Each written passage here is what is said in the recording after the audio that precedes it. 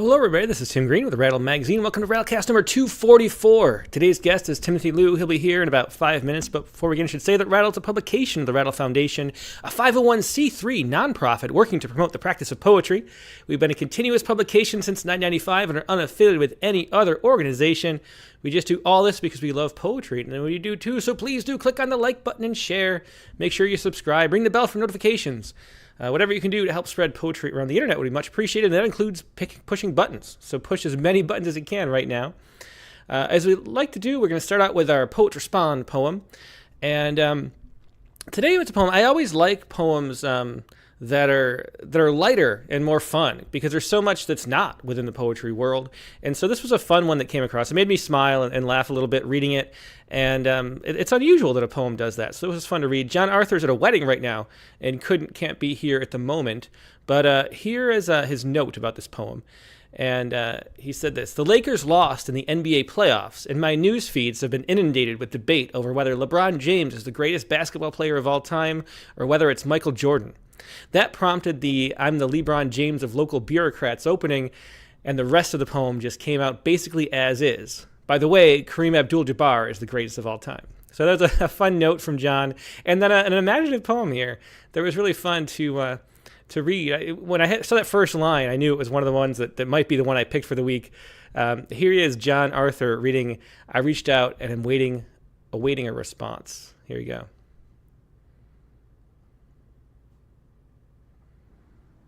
I reached out and am awaiting a response. I'm the LeBron James of local bureaucrats. Give me a project and I'll manage it, step by step like a PMP using the waterfall method. I'm shooting 83% with these crumpled up reports. My desk is a backboard for this waste paper basket. I've got 99 passwords stored in my head, and I can estimate the total square footage of a building with just one glance. I rotate the same 2 pairs of pants. And once per year when I go to France, I refuse to check my email. Someone else can pick up the refuse. I'm just eating snails and strolling Montmartre buying street art which I'll hang from the walls of my cubicle in City Hall, hoping someone will ask where I found it.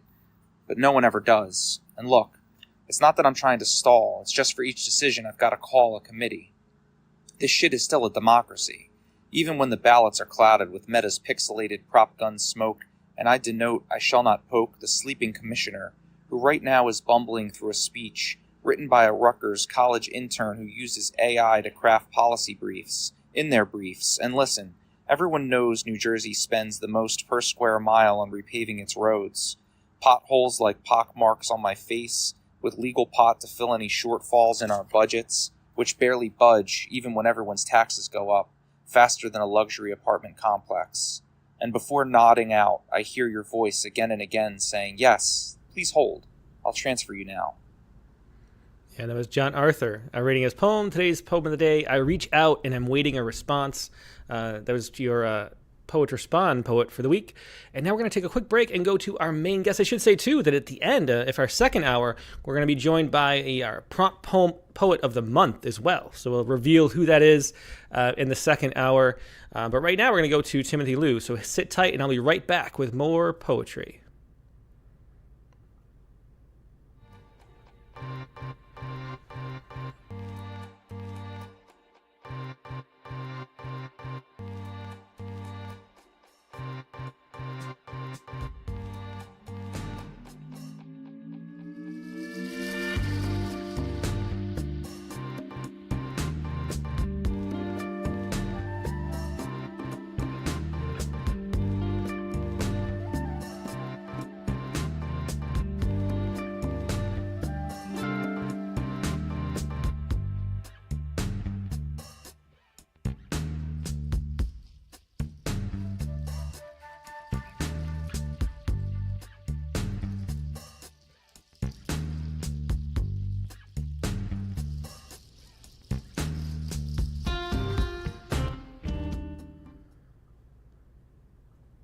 And we're back. Like I said, today's guest is Timothy Liu.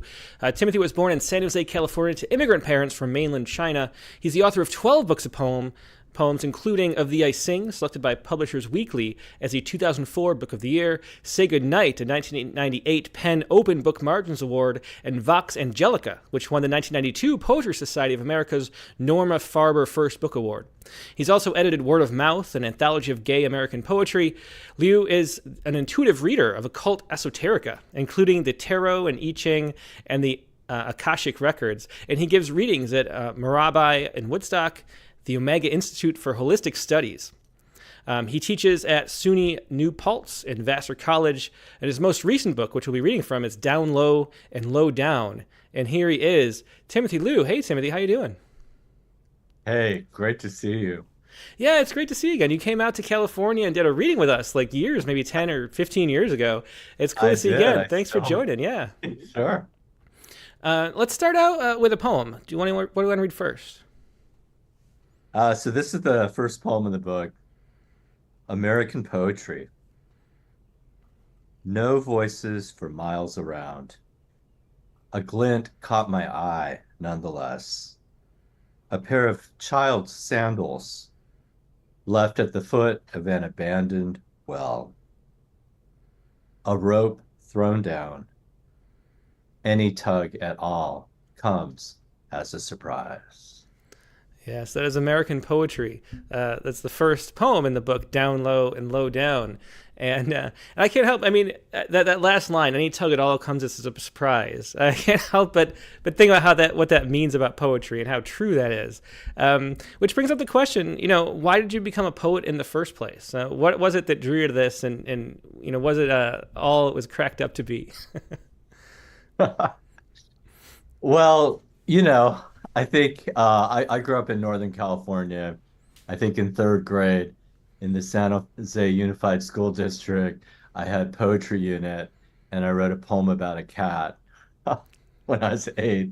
And of course, I have no idea where it went, but I remember that experience. And, like a lot of people in high school, your hormones are exploding and you're listening to all this rock and roll. And it was really like lyric writers. I'm thinking of like Pete Townsend and Robert Plant, Ricky Lee Jones. Like I listened to all the Peter Gabriel. I listened to all of them in high school, and their lyrics sort of stood apart from the run-of-the-mill kind of pop song. And so for me, and I don't know if this is true for a lot of writers, really great lyrics were kind of an entryway into the art form. And you used to buy vinyl LPs and hopefully you got a great inner sleeve with the lyrics, right? This is all way before the internet and stuff. And anyways, that's kind of how it started.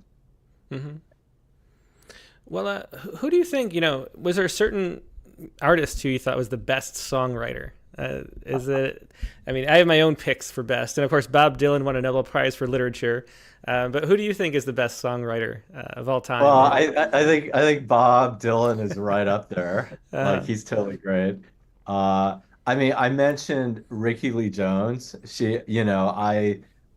Before I turned 16, when I just had a permit and not even a car, I remember borrowing my mom's car and illegally driving up to Berkeley through a rainstorm, just to hear her sing at the Berkeley Community Center. And that was actually for her second album called Pirates. And like the stage set was basically all these rooftops and there was a moon. And so I think she's one of the greats. And, I mean, you discover people later. It's funny, I'll just say Neil Peart of Rush is kind of an interesting writer. Mm-hmm. I mean, he's a great drummer.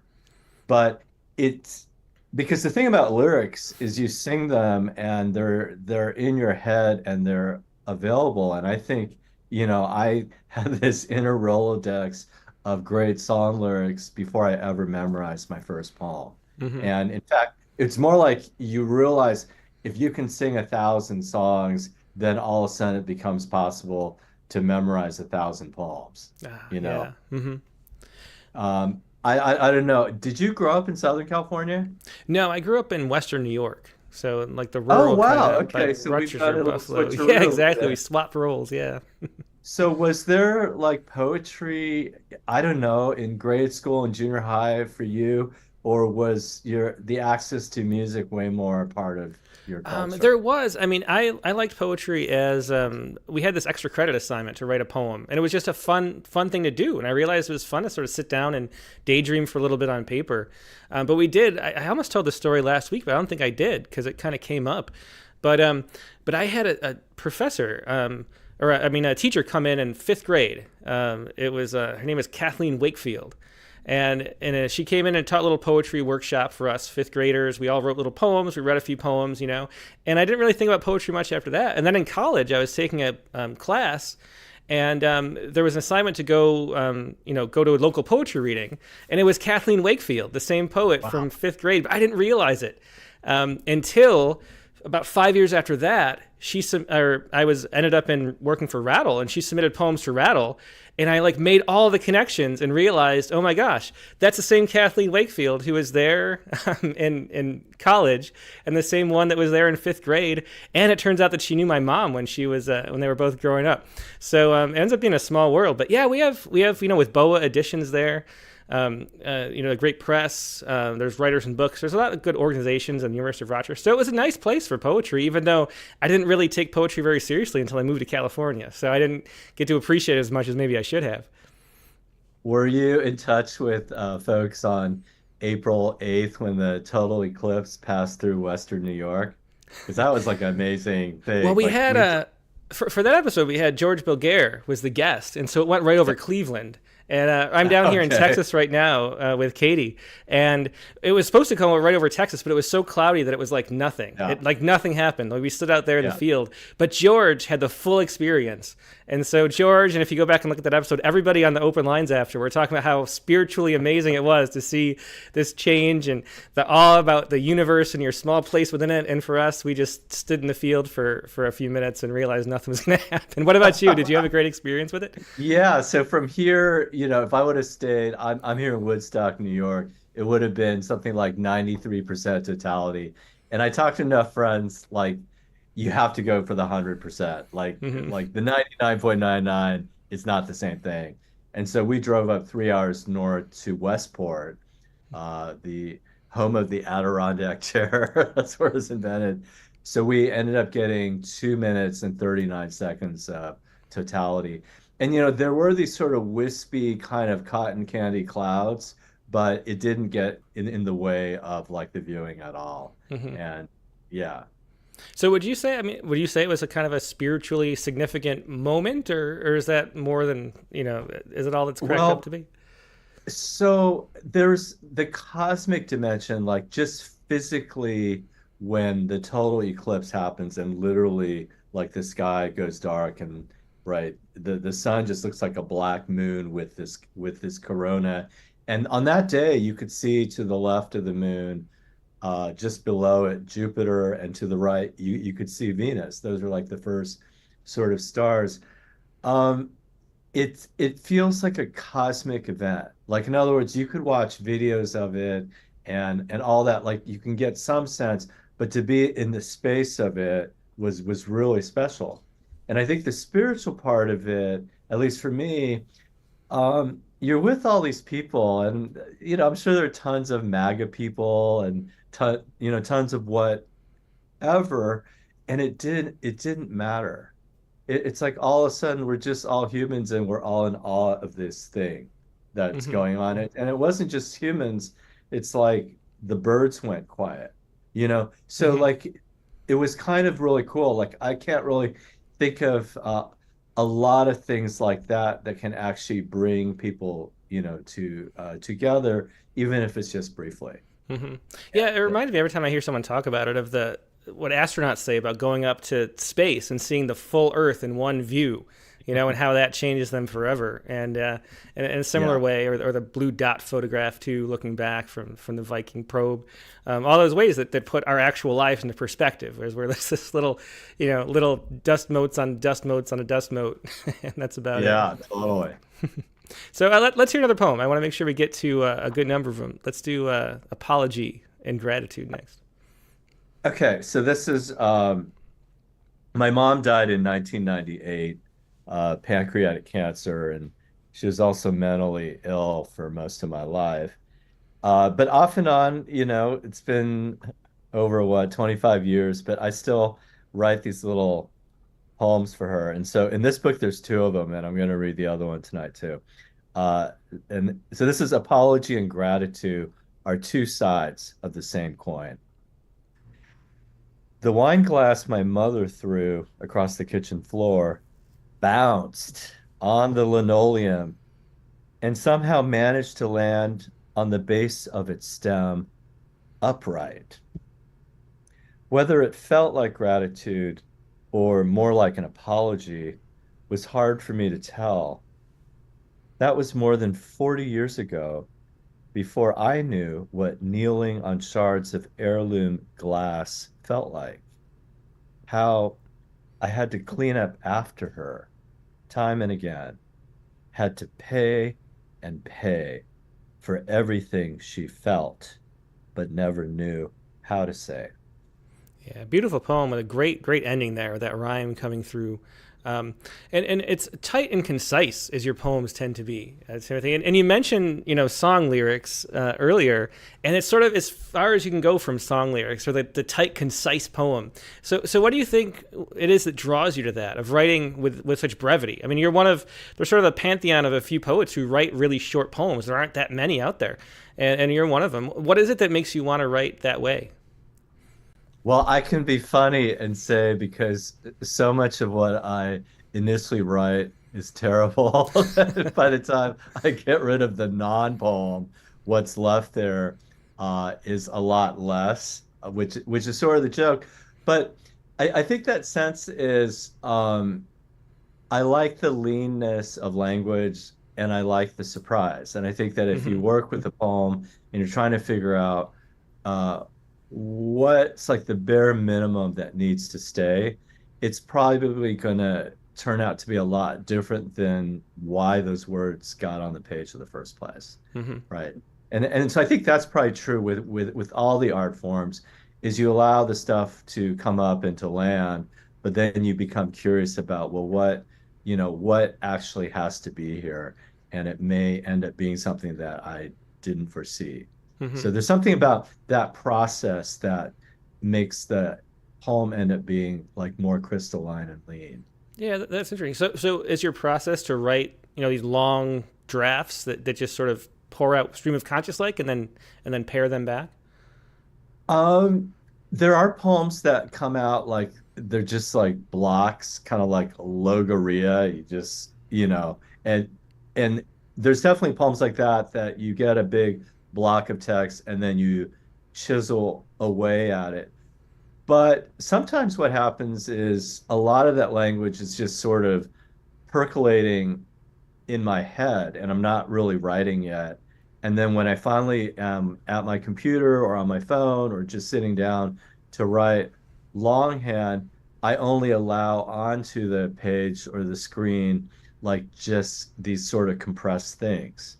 Right. So in a way, it's like the process is the same. It's just that sometimes I just get all that crap out on the page first, Hmm. and then other times it's like being worked before it hits the page. Yeah. Do you find that you do that more and more over time? As I've been wondering about the process of editing itself, kind of lately, and it feels, you're talking to some people who sit down and have the whole poem come pretty much as it is, like a few of the guests we've had recently. It feels like maybe over time you end up internalizing more and more of the actual editing, and so that you're just left, even though it's like still going on, it's still like you end up in the same spot. So is there a progression of that for you? Do you write more earlier on and less now? Let's see. Uh, I would say I didn't write more early on in terms of like number of poems, but what I will say, I'm hearing what you're saying, and what rings true in my experience is a lot of times now I'll just like pull up to a parking lot at 7 in the morning and just turn on the voice memo app on my phone. And I use the pause there and I'll just sit there for an hour and speak the whole poem into the phone. Mm-hmm. So I'm creating it as I go. And oftentimes when I get to sort of transcribe it, a lot of it just stays. And so that's probably not typical of how I wrote poems 20 years ago. Mm-hmm. Right. So something, I mean, so it involves technology a little bit too. Mm-hmm. And, when I think of a poet like David Anton had that book Tuning, um, his whole thing is he just improvised and spoke his poems into a microphone live. And whatever that was, it was directly transcribed. And as far as I understand, there was very little editing. Mm-hmm. And those poems are giant. I mean, they're like 20, 30 pages long. And it kind of blows the mind, like, how did he just impromptu speak those poems? Mm-hmm. Like poem after poem. And so that process seems very foreign to me when I'm starting out. But when I think about how I actually write right now, a lot of it is just spoken and then it's transcribed. Mm-hmm. Yeah, I think a lot about the flow state because that's really what we're getting into when we're writing, and that takes a skill too. I mean, it's the easiest comparison is to athletes, and we talked about in the for opening poem Michael Jordan, who when he was 5 years old, he was out shooting free throws over and over and over again, and so when he shoots a free throw, there's that famous clip of him shooting with his eyes closed just to show off because it's all this muscle memory, and there's a way that we develop the muscle memory too for entering that creative space that where a poem comes from, whatever it is. It's this mysterious process, but we get this kind of practice and skill at going there and entering that space. And then I think it gets easier as we do it more, right? Yeah, I really relate to this athletic metaphor of like you train your ass off, and then when you're actually running the race, you just run the race, right? And so Mm-hmm. something else takes over. But if you haven't been doing the training, you're not going to be able to perform, right? Yeah, and it's like one of those things. It's with all the great things like athletics, writing, playing a musical instrument, singing, right? There's the practice part, and then there's just like writing it. Mm-hmm. And I mean, let's face it, love and lovemaking, it's all like that. Mm-hmm. You're gonna read up about it all you want, right? You can practice in front of a mirror, I guess, but then when it's showtime, you just forget all of it. Yeah. I mean, the whole point is forgetting yourself so you can let some other thing speak, or other processes, besides your consciousness, which gets in the way of everything. Well, let's hear the next poem. Can anyone please spare some change? Is up next. Okay, so this is because I spent a lot of my time in New York City. Now I'm trying to think because I also lived in Southern California. And I'm trying to think, like, is there an equivalent when you take like Caltrain from the train station? Maybe. But what I will say, if you're on public transportation, this is definitely an American poetry kind of thing, right? If we have those poems that are written, uh, anyway, this is Can anyone please spare some change? He's quite serious about his social media curation. Dick pics and donkey punches, not part of the narrative. Behind the posed holiday smiles and the fam all touchy-feely lies the menace. The bottles of Oxy just outside the frame.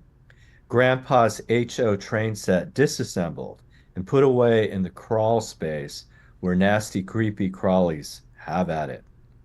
Not enough light down there to illuminate the spots of rust congregating where childhood ends and adulthood begins, to colonize the handheld devices masquerading as stocking stuffers we can't quite afford.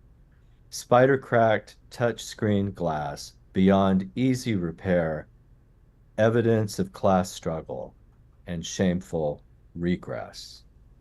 Sorry if I couldn't help you locate any egress, no service and a low battery inside my panic room dungeon. Come in. Let me remove your wireless skull candy earbuds to get you to focus on something other than your insipid playlists that haven't given anyone a boner in years. All those fake orgasmic selfies no one really likes or wants to comment on, stuffed so far down the wet casements, I don't know where to begin. How to undo the leather teddy your grandma once wore, zipped up in a mothballed bag the size of Texas. If Louis Vuitton were a freeze-dried twat, one can casually snack on while reciting verses no one has been willing to commit to memory. Fuck memorable speech and selling fruit rolls or tissue packs on an after hours train where eyes are glued to their phones, unwilling to acknowledge the single mother who claims her daughters, named Destiny and Hope, are starving. Yeah, it was a great poem. That was "Can anyone please spare some change?" And there's one line in there. You're talking about things that no one wants to comment on, and your poems do that so often. It's kind of like you're drawn to taboo subjects that we just don't discuss normally. And why would you say that is? Do you think? Well, so any of us who have sat in a therapist's office know that a lot of healing comes from excavation and sort of taking a look at those things that we swept under the rug, in order to survive and graduate and function and get a job. But somehow these things that we have swept under the rug kind of drain us of energy. And over the years, they start to kind of have this weird life of their own, and they can hold us back a lot. And so to look at those things when we're ready, um, that we weren't ready to look at earlier, a lot of energy gets released. Mm-hmm. And so for me, that release of energy not only enters just the way we are in our waking lives, but it can tap in a lot to that creative energy as well. Hmm. And so I think there's so many things that are in our culture, things that we don't say in polite company or things that we only say in privacy. And I always feel like a poem is a good place to sort of explore some of that, to Mm-hmm. sort of look at what are you ready to look at and chew on as a sort of Gestalt therapy metaphor, like all this undigested experience that we weren't ready to. It's like almost like writing poetry is like this active regurgitation, like getting some of that stuff back up and really digesting it this time fully so that we can move forward. Mm-hmm. Yeah, well, one of the criticisms maybe that people have with poems that rattle, is they occasionally say, "Oh, everything's about death or sex," And my answer is that because those are the things that we don't talk about. And sometimes people reply, "Well, everything is sex everywhere all the time, and everything is death. All movies are like shootings and murders and sex, right?" And but the fact is, we don't talk honestly about those things, which is why we're drawn to them in the movies and why we keep sort of rehashing these That's same right. plot lines over and over again. It's because they're the Yeah. things that we don't have ways to actually talk about them in civil, polite conversation. And so they're Yeah. driven to the fringes, and they have all this energy that you mentioned. So it's a great way to put it. And it's interesting. We talked to James Pennebaker, the researcher, psychologist, who does healing through expressive writing, is what his life's work is about. And that aspect is fascinating, but I've never really heard of anybody talk about the energy itself being the source of it. And would you say that you're writing to heal in a way, or would you saying it's more looking for that energy where that poems come out from? Yeah, so I don't know like how much direct healing comes from our own writing practices. I would almost say my memory of healing has more to do with when I read a great poem written by someone else. Hmm. It's that kind of thing. And then, of course, you would like to somehow do that maybe to another person that you're never going to meet, right? Um, but of course, a lot of people do consider writing, especially writing a poetry, a kind of, you know, therapeutic practice. I definitely believe in that aspect, but I think great therapy doesn't often turn into great art, whereas great art is great therapy for anyone who comes across it, right? Mm-hmm. So it's an interesting kind of thing. Um, like kind of related, I remember a mentor of mine, a teacher, the recently deceased Polish poet Adam Zagajewski. He was at Houston when I was there. And I remember what one day he just said in a workshop, he says, I hate hearing about people's dreams because they're so excited about them and they half the time they just bore me to death. But he says, a great poem is like a dream for everyone. Hmm. Oh, I love that. That's a Right. great line. So Yeah. so it's an interesting way to sort of think about the personal versus, let's just use a Jungian term, like the collective. And I think sometimes the work, the layers that we're sort of unearthing, they don't even have to be necessarily from our personal history. That, they could be like a group that we belong to.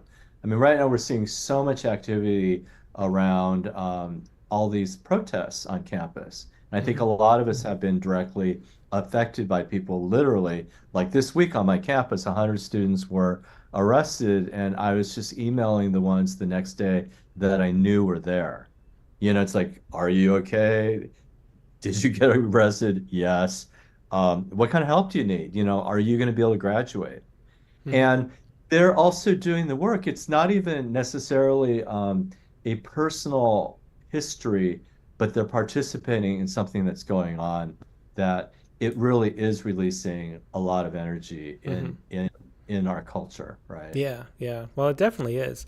You mentioned, certain poems that were released and healing for you to read by others. Is there any in particular that comes to mind as an example that you could think of? Well, yeah, the one I laugh about is I remember when I was an undergrad at Brigham Young, when I was a little Mormon, um, I came across Louise Glick's poem Mock Orange.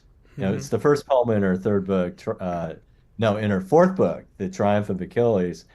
And and she says, "It is not these flowers, I tell you, it is the moon lighting the yard," right? And she says, like, I hate them.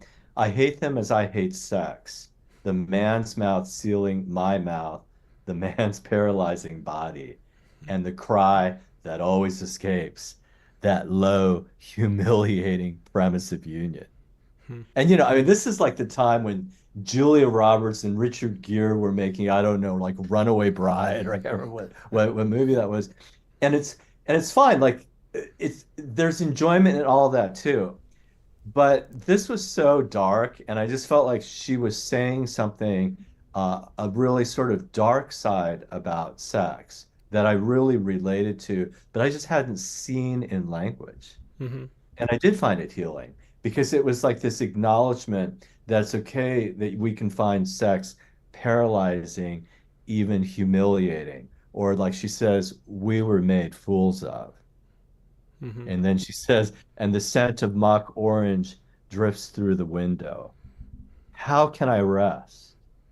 How can I be content when there is still that odor in the world? Hmm. Right? And so, like, this isn't Sylvia Plath, it's not Elizabeth Bishop, it's Louise Glick. And so there's something about that even though only she could have said that, I felt like she opened a door or something.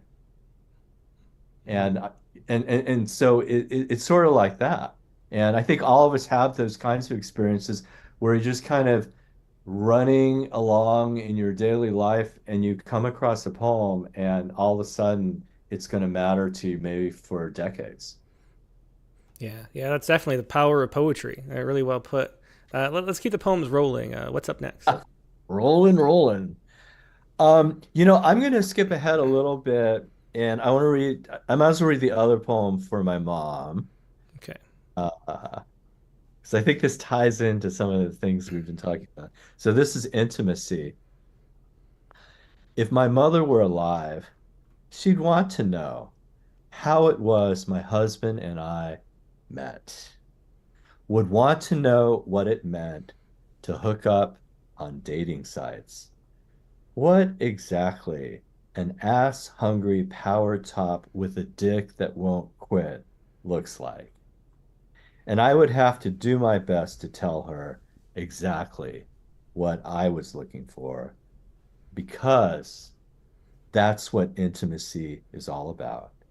Having spent a few decades flat on my back on a couch in a room, papered over in neutral tones, testing out my faith in a talking cure as I got all gussied up for my meet cute that would outlast the years my mother had left on this earth.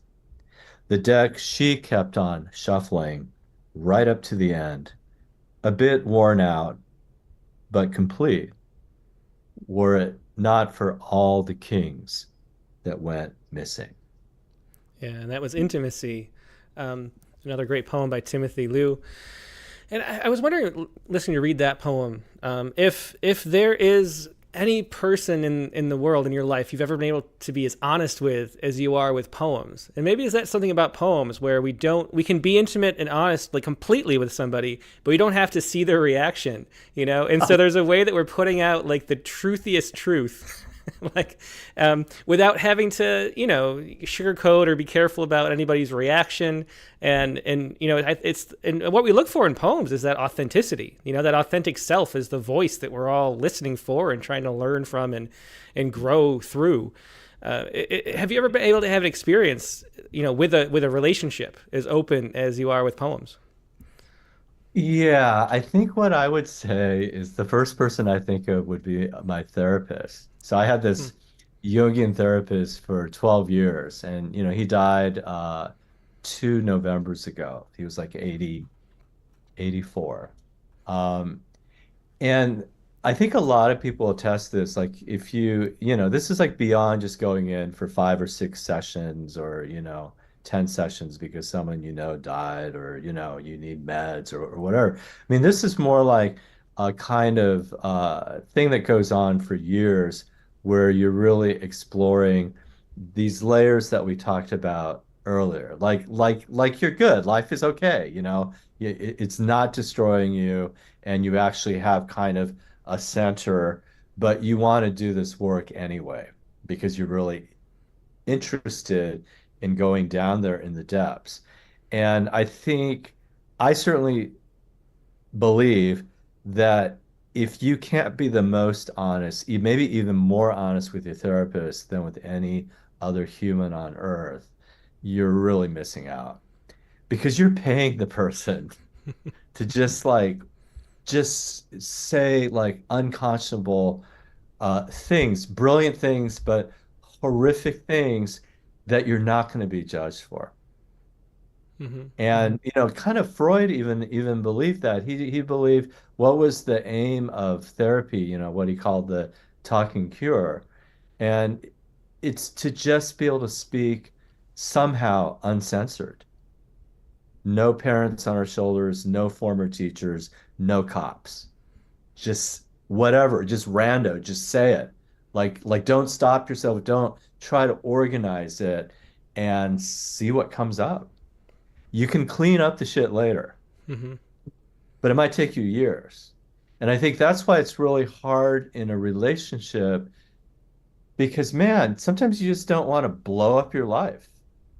You don't want to blow up your marriage or your relationship with your parent or with child or, a best friend of 20 years by just spewing and just whatever comes out. And that is like the arena for therapy at its best. Now, it doesn't turn into that for everyone, but it can be that. And I would say that I personally believe once you start experiencing that, you have an extra move to bring to the page. Mm-hmm. Yeah. Right? I think that's a great way to put it too, that it's an extra move. It's not just radical honesty at all times what we need. It's sort of the performance of it in a memorable way. It's what poetry is. I think that's how, when we talk about authenticity, we forget sometimes that aspect of it, that the performance of authenticity is just as important. There were a whole bunch of questions about the poem, the style of poetry. Jimmy Pappas wanted to know, and I was wondering this too, because I saw, looking up, I think he saw the same bio on the Poetry Foundation website, emphasizing syllabics with your poems.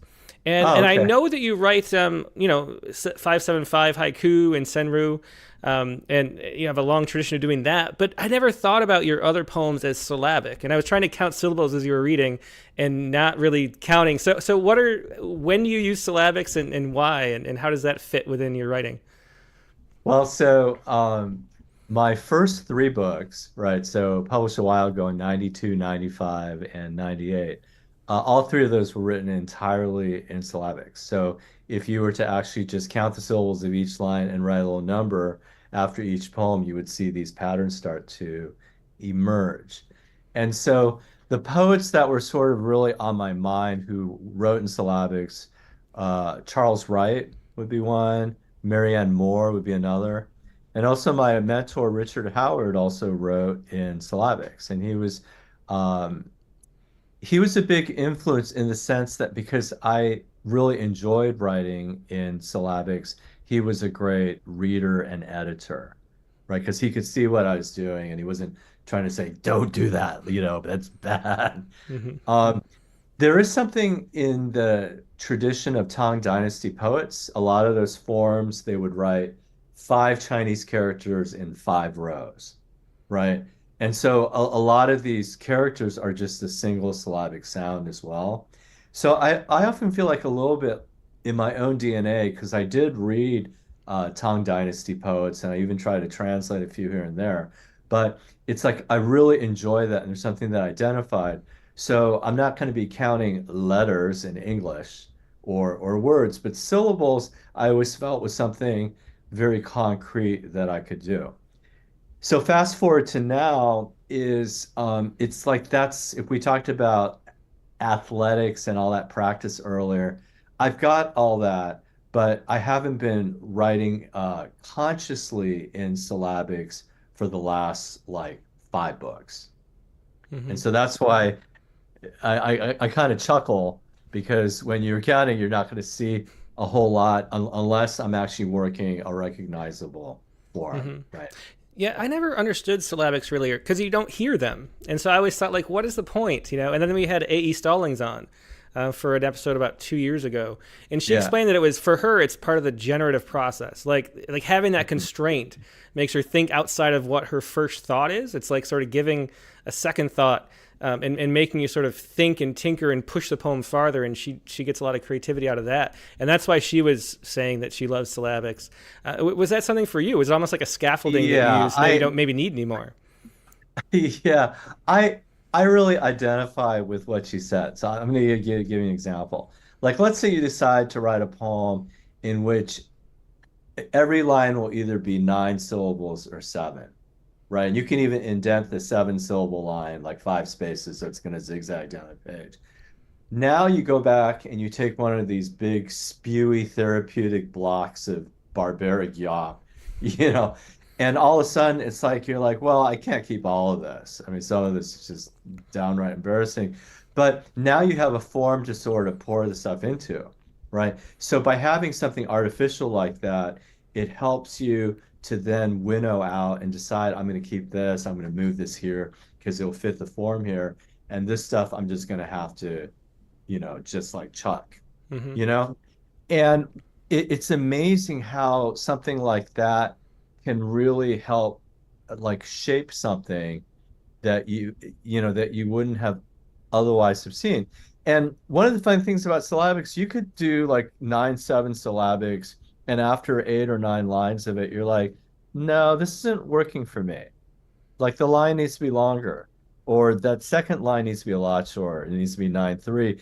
And then you start over and you play with that. And over time, you start finding that there are all these different containers you can have for the material of the poem. And you're not really going to know what it's going to turn into unless you just try it. Hmm. And so I think that I enjoy that a lot. So even now, if I'm not counting syllables per se, I've been doing it for so much.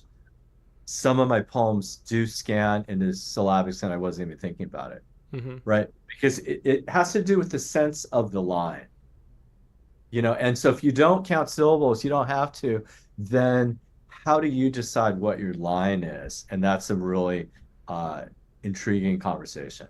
Hmm. There was a question from where is it? Drya Montiado. Maybe related to this too, but they wanted to know what are the benefits of a form of alternating 2-line and 1-line stanzas like you do in this, like an intimacy. So is it the same kind of thing? Is it finding a container that's sort of arbitrary, but then it fits the, helps shape the poem? Well, I think a lot of people have written about what does metaphorically a couplet mean, right? Or a tercet or a quatrain. And there's a Mm-hmm. lot of ideas numerologically um, that actually spread across pretty diverse cultures and lands. So for me, the 2-1, it's the couple and then it's the one.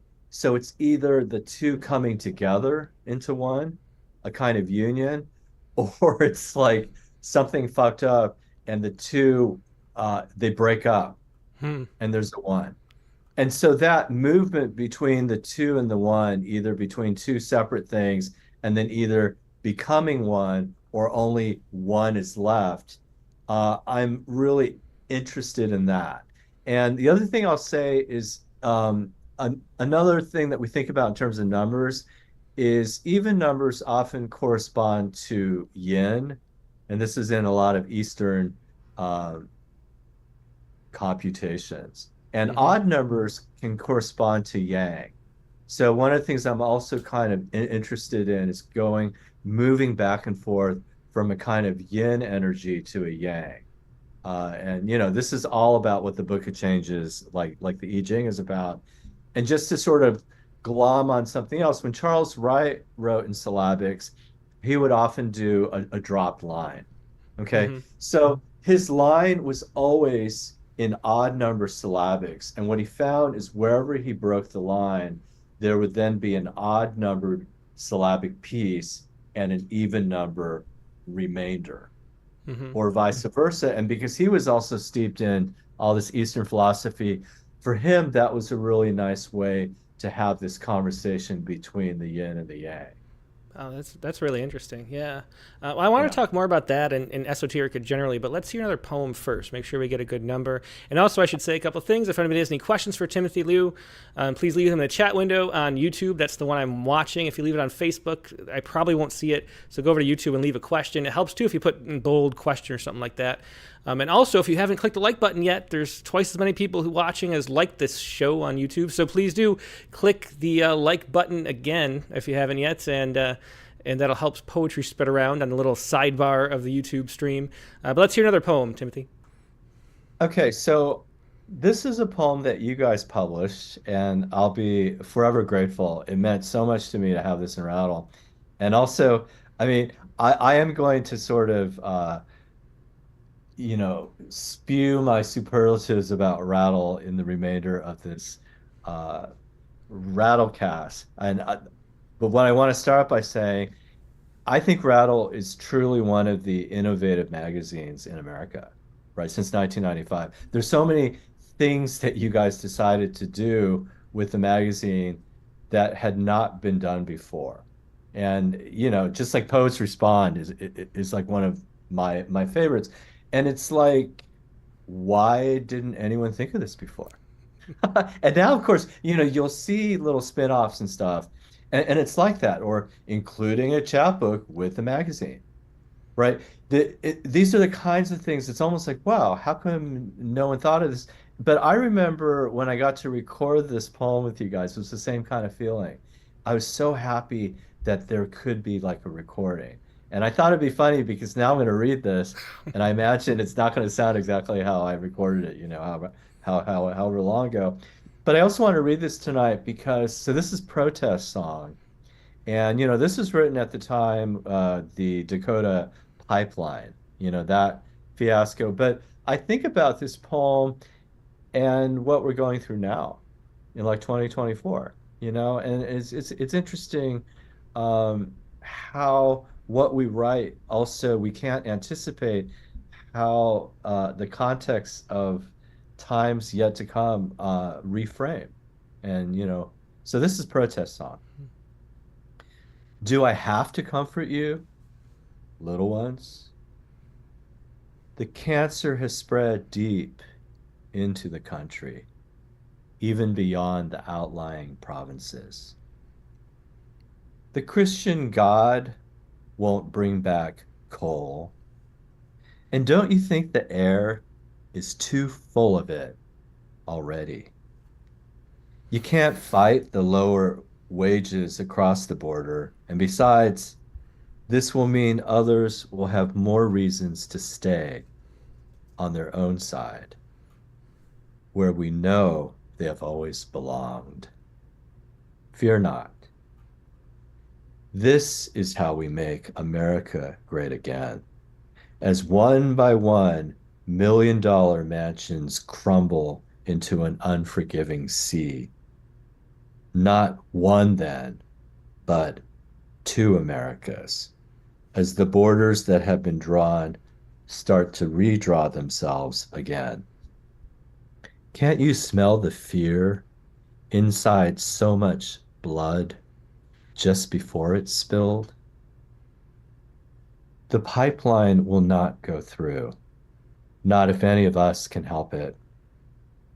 God damn the buffalo gathered on the horizon if they aren't ready to stampede, for they know which side we're taking.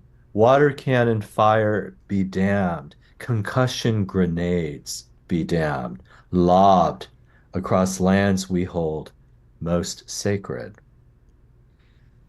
A man without a soul friend is like a lake, no good for bathing nor drinking. So fear not, little ones. The ancestors won't leave us the same way shit jobs have already left them, holding on to nothing more than a tiny, scorched tract of earth called home. Yeah, and that was Protest Song, a great poem to be reading today with so much going on at college campuses too. And really the energy you talked about is the same energy, those stampeding buffalo, that you could feel it well up. And that's going on right now. Great poem to share for that reason today. I did want to talk, because we don't have tons of time left, and we haven't talked yet about that esoterica, the numerology, the tarot cards, and the reading of that. And I'm really curious how that relates to poetry. Is there a way that a poem is sort of a reading like that? And how are the two combined for you? Well, I'll be funny and say one of the things that I sometimes will do at the end of the year, although this semester I didn't do it, is some of the final workshops you've been together with the class, for 13 weeks or whatever. One of the fun things is we workshop a poem, and at the end I'll have the poet pull a card from a tarot deck, and we'll let that card speak for what has yet to be spoken about that poem. Okay, so to what does that do is it helps us to focus on something else, like beyond our conscious attention, Mm-hmm. right? It just brings something rando in, but oftentimes it can turn out to be the most illuminating thing. I had a client today that I gave a reading to, and she moved down to Florida a couple years ago, and she's got three grown daughters in their 30s and whatever. And I'll just say, for the final card, I said, okay, pull a blessing, just pull a card, and she pulled the Emperor, um, which is the fourth major arcana card, right? And so it often stands in for the father. And I just said, the last thing I told her, I said, your father is blessing you today. And she just really paused and she said, I moved to Florida 2 years ago because my father told me that I could.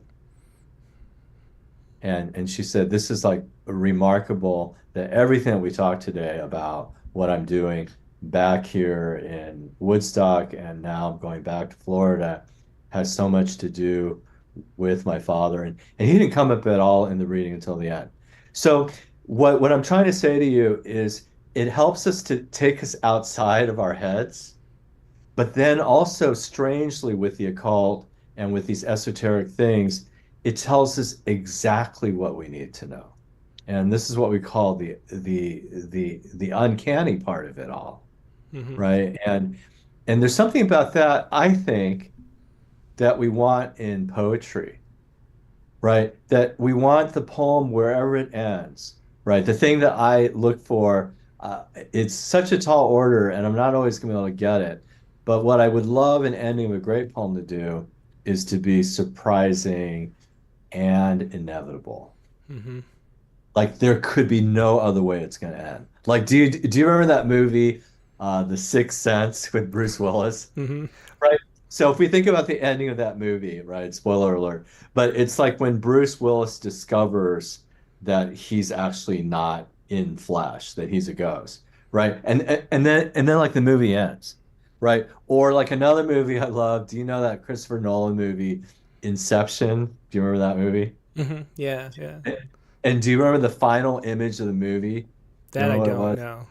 It's that little spinny thing Hmm. re, re, that it's just spinning around. And if it falls over, then it means that you're not in a dream.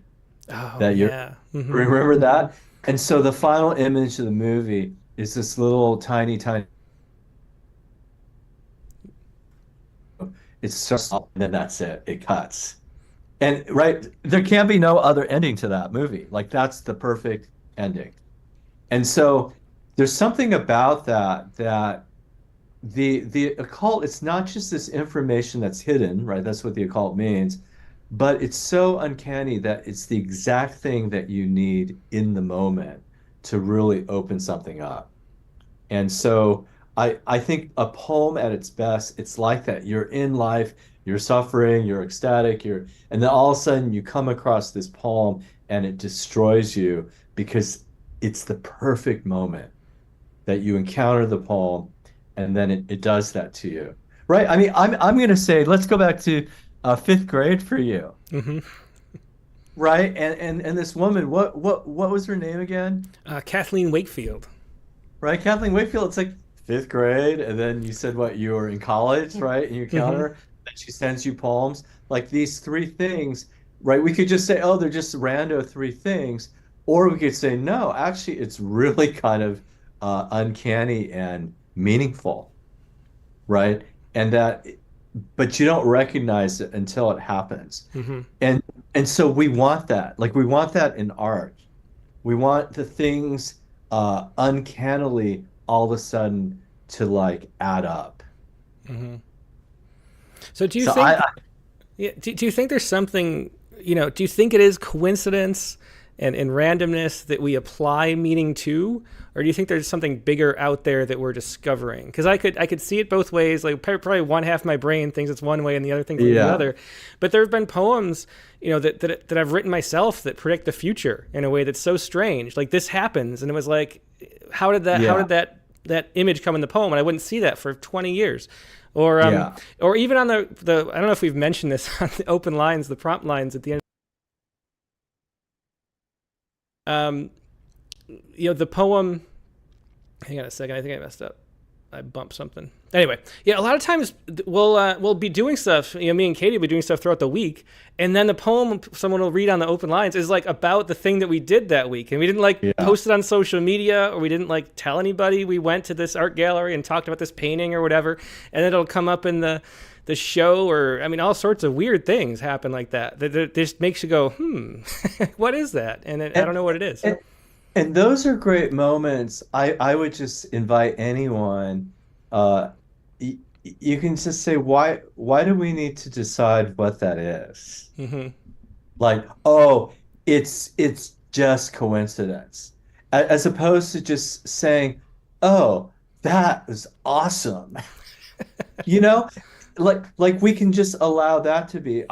I will tell you this, and you may agree with me, that if we allow the awesomeness to stand and not have it be explained away, we get more experiences like that. Yeah, that's definitely true. It is. Yeah, as It's soon almost as like, yeah. Hmm. right? It's almost like we just notice them Like one time I was driving up, so I'm here in Woodstock, right? One time I was just driving up on my driveway, and in the middle of my lawn was this hawk.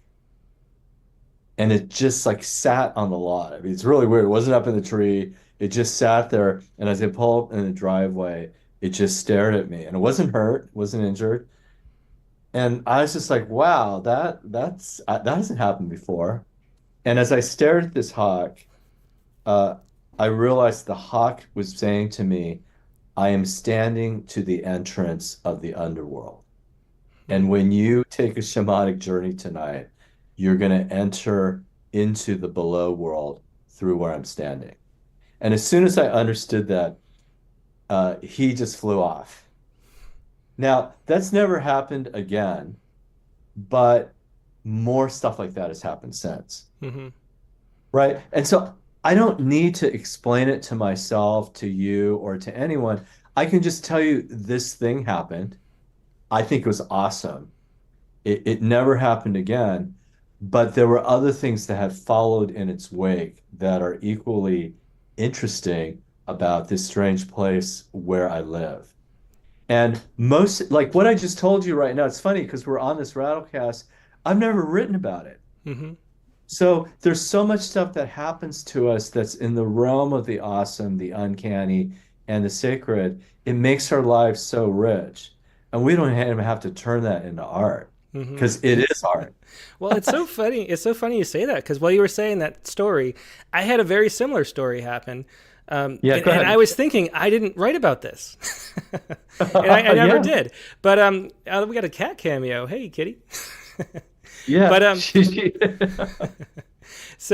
yeah. So when I moved, I moved to California to take this job at Rattle, and it wasn't something I wanted, set out to do for my life. I mean, I wasn't Yeah, like, oh, I want to be a poetry editor. I just was sort of in this place where I didn't know what I wanted to do. I was sort of a little bit lost, and somebody offered me this job. And so I yeah, left, drove all the way cross country to California. And the yeah, morning that I left, I was sort of like sitting. I went to this place, this sort of weird pier that's like, nobody uses. So it's always a deserted. I loved on Lake Ontario. And I was sitting there like thinking like, am I really going to go like, do this? Like, I don't know if this, I'm changing my whole life for this thing that I don't know that I really want to do. And then a heron, I don't know if it's a great blue heron or whatever, landed on the pier right in front of me and like stared at me and then took off with its like huge wings. And it was like, holy shit, like this is telling me something. And then the thing is, you kind of like explain it away or let it go. There's almost like a force that makes you like that wants you to yeah, forget in the same way we forget dreams. And then the more that you like the same way if you write down your dreams, you remember your dreams more. The same way if you notice these things and are amazed and let them stand, like you were saying, they yeah, come more and more often. And so when I was 20, it was one of those, oh, that's a cool coincidence, but I didn't even think I told anybody that story because the scientist in me was like, oh yeah, birds land on a pier sometimes. It was probably scared because it thought you were going to eat it until you realized it was, and then it flew away. But yeah. but it happens, Well, and it happens more and more. the Romans had a word for it. I think they called it augury, Hmm. right? So this is like birds showing up at very important moments in our lives. And what a great story.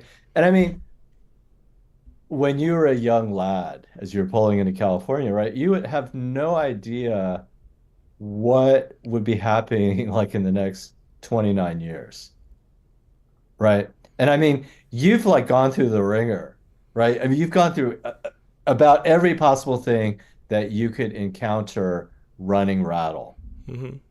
And so, I mean, it's so much. So, isn't it great? There was a great blue heron at the beginning, It really was, yeah. right? And yeah, I did want to answer your question a little bit too, and that is we live in time, and that's our fate, and we're all going to be dead one day, and that's sort of our fate.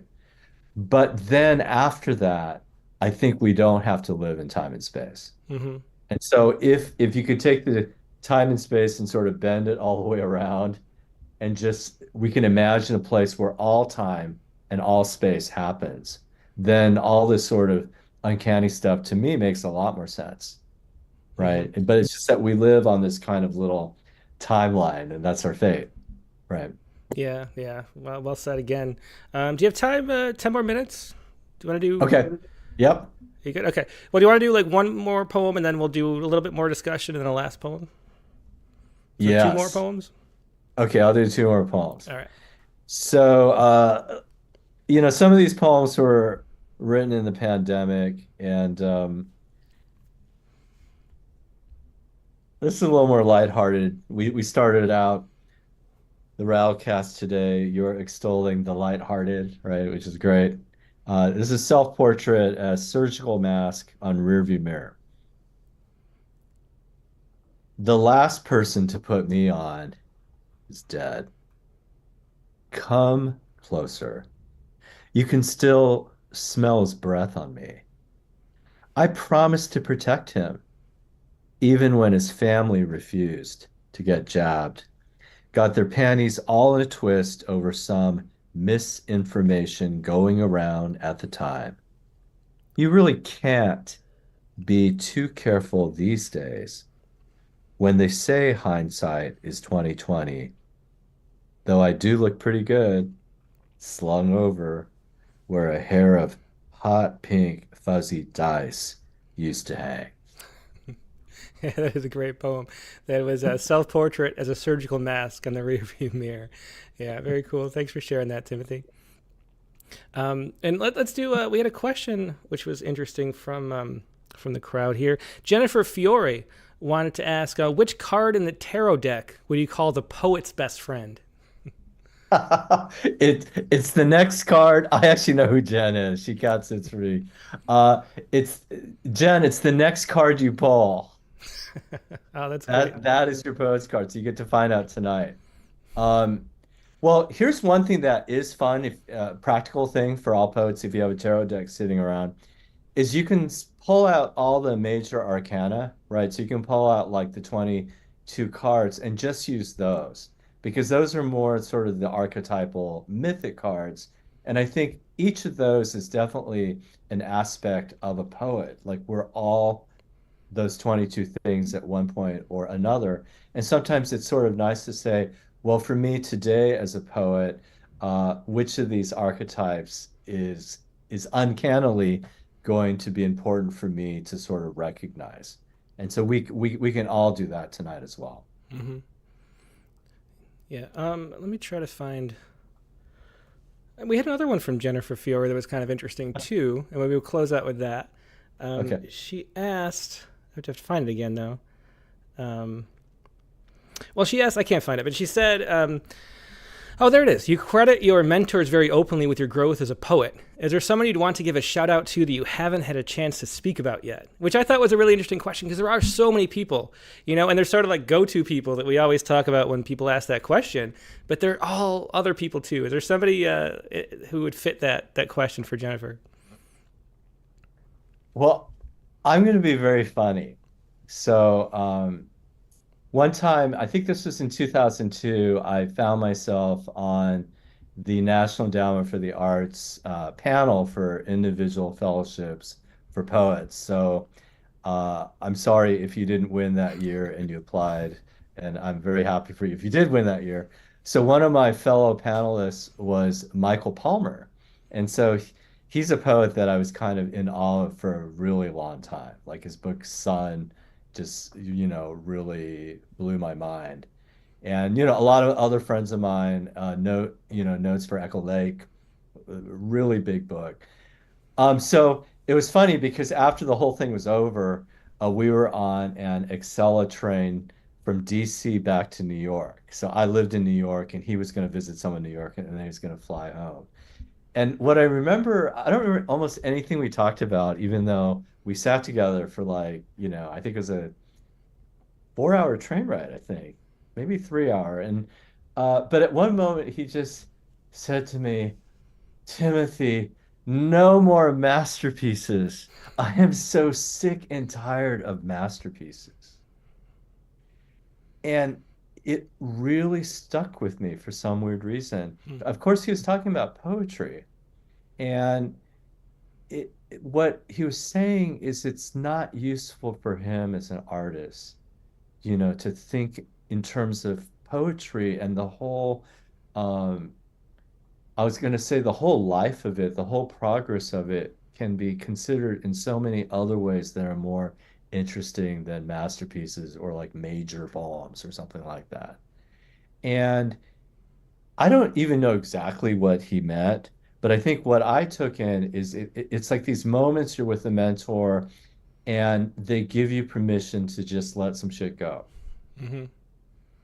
Like there's I mean, I want to end with an image, which is in Provincetown. I was with my husband, and this is like a few years ago, and we used to go like every summer, and then we didn't go for a long time. And then the last time we went again, we were on Commercial Street, and there's this gift shop, and out in front they're selling doormats. So these doormats are just hanging on the door. But the one doormat that I remember, it's almost like a tarot card, or so poetic is it had a Buddha on it. And next to the Buddha, it just said, let that shit go. It's like I was a doormat. And I think in a way, like going back to Michael Palmer, that's what he was saying. Hmm. And even though he wasn't my teacher, I mean, we were on a panel together. I mean, I consider him a mentor because of how much I admire his work. His poems mentored me. This isn't about like getting a degree or being in a program or studying with someone. It's just more like his poems mentored me. And I know I've never said that about another person until now. So this is sort of a new thing in answering this question. For all of us, can you think of someone that you never met or you met years and years later, but it's like the reading of the poems, they mentored you. Hmm. Like they help to show the way. Yeah. And Yeah. then, you know. Well, So very no cool. more masterpieces. Stop publishing them, Timothy Green. I will. Yeah, that's a great thing to end on. No more masterpieces. That's such great advice. Um, well, let's close out with one last poem, Timothy. What do you want to finish with? Okay, so I'm going to end with the last poem in the book. Uh, and this is written in couplets and monostiches alternately, since one person asked about that. So this is called The War. At the base of the mountain where I live, which is right here, you guys, when a man starts screaming and banging pots and pans, I climb up on the roof and wait for a bear to cross the road, sometimes a mother and her cubs. But this time it's only geese leaving poop on my neighbor's lawn. Must be good for something, though what, I couldn't say. What a ruckus privilege can be on lands that were never ours to begin with. Speed limit signs blasted by a shotgun, leaving divots the size of golf balls where the paint had been. Dented metal underneath an affront to boredom. Hurry up and graduate. No need not to get out of town and leave the landscape to its lonesome. My neighbor's mailbox, crowned with the silhouette of a moose, was taken out by a snowplow, its door left hanging on a hinge. He must be popular by all the mail I see spilling out of it, weeds creeping up the rusted post. Oh, I suppose it's politically correct to mention how this land was unceded by the Lenape centuries ago, my ancestors squatting on another continent until the trains came through, piled high with first growth wood and beaver pelts. A few forts remain on a pond with an island where a black man had been lynched. You can look it up on microfiche in our town hall, but no one does, trusting local rumors as we barbecue brown speckled trout the Catskills are famous for, and you don't need a license to eat it. Ever grow tired of living? We've had it pretty good, proud to be stewards where taxes remain low, the pandemic notwithstanding. We can even speak a few words in a native tongue learned off the internet, sing some songs to bless the raptors who return each year, even when a pet or two go missing. See, Timothy, here are birds, right? We got the raptors there, who return each year, even when a pet or two go missing. Sometimes birders can be seen climbing over barbed wire. Their binoculars a dead giveaway. Don't believe everything you hear. Kids who scaled a cliff to reach an eagle's nest they swore was glittering in the sun from miles off. Its branches interwoven with collars, more dog and cat IDs than medals hung on a general. Great poem, and that was "The War," the last poem in the book, "Down Low and Low Down" by Timothy Liu. Timothy, thanks so much for being a guest. It was really such fun talking to you and sharing your work too. A great conversation. People don't want it to end, but we have to at some point. It's been great. Well, thank you so much for the invite. I love Rattle. Everyone subscribe tonight on YouTube, Facebook, and also get the magazine. You get chapbooks. And I'll just say one last thing. The Rattle site is an amazing resource. The archive is enormous, gigantic, and I use it all the time in my classes. And it's like the Poetry Foundation, except it's Rattle, and it's in LA. And so I really appreciate everything that you guys do. And so thank you so much. Oh, well, thanks so much for saying that, Timothy. We appreciate you for sure. Yeah, take care. Yeah, that was Timothy Liu, of course. So you can find all of his work at his website, Timothy Liu. That's timothyliu.net, timothyliu.net. And now we're going to go take a quick break and go to our prompt lines. And the prompt for this week, let me put it up really quickly. The prompt for this week was to write a golden prose poem. And we sort of made that up, so we have to define it. One that includes the words from your favorite haiku, but goes in a different direction. So spin a prose poem off of a haiku. And then we get to hear your favorite haiku as well. It's a little secret part of that prompt that makes it fun. So sign up or join us to share your golden prose poems. To do that, it's a one-page max. So definitely, especially with prose poems, we want a one-page max. But every week it's a one-page max just for the live reading. Email it first to promptlines@rattle.com. That's promptlines@rattle.com. And then find the Zoom link, which I'm about to paste into the chat window on YouTube and Facebook. And join us there, but only if you want to share a poem. Because the stream is going to continue in just a moment, and the best place is to watch it on your stream where you're watching now, because then you can read along and have it curated that way too. But if you want to share a poem, join the Zoom and email the poem to promptlines@rattle.com, and we'll be right back with more poetry.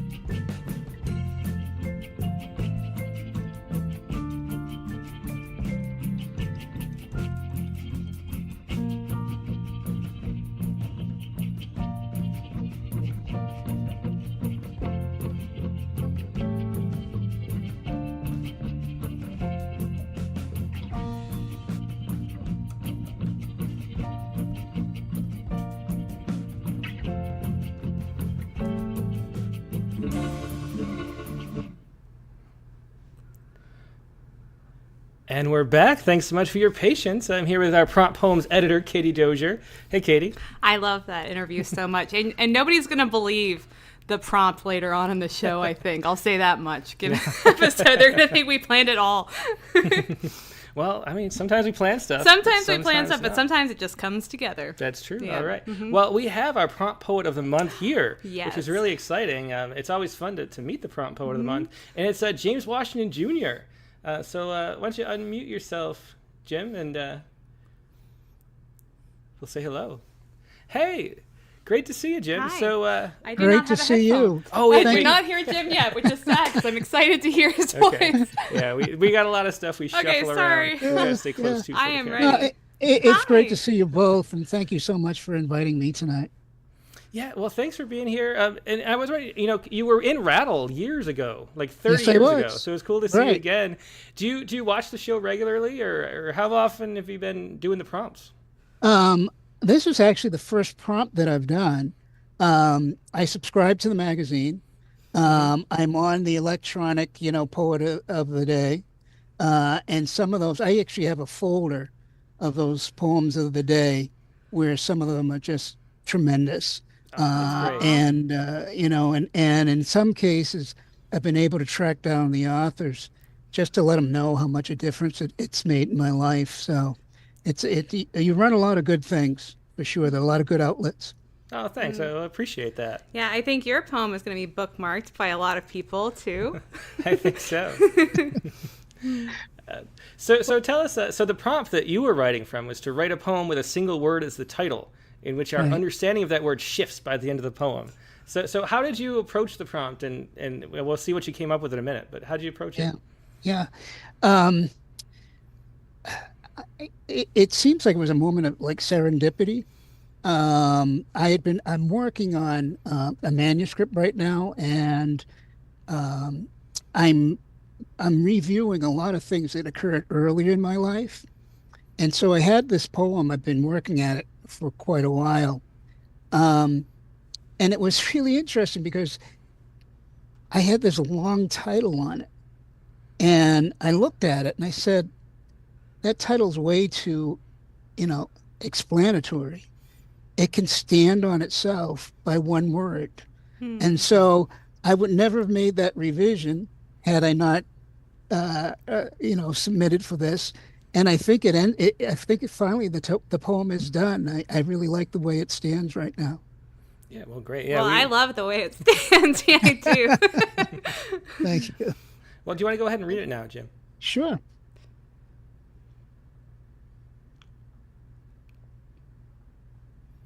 Well, this is called Credit. Can everyone hear me okay? Yep. Yes? Okay, good. Credit. As son and mother, welfare, state surplus peanut butter, cheese, and smiles for Mr. Sullivan's monthly inspection to certify our poverty. Our couch couldn't stand by itself, all lopsided on prosthetic legs, the yellow pages, upside down cast iron fry pan, cushions ravished raw to cotton entrails. Mr. Sullivan made it look hard whether we even needed a cheap new sofa, while I, taught to please, complimented his same tie, offered him water, respectful, sir. Mother of million thanks, thespian. And Mr. Sullivan nodded fedora as if it was a high courtesy. You're a credit to your race, he said to me. And decades later, still stuck in my throat, thicker even than bitter government peanut butter and cheese. Yeah, that was Credit by James Washington Jr. Great poem. And, it was funny because when I read that poem at first, it was after Katie chose it, my first thought was, oh, it's a classic Rattle poem.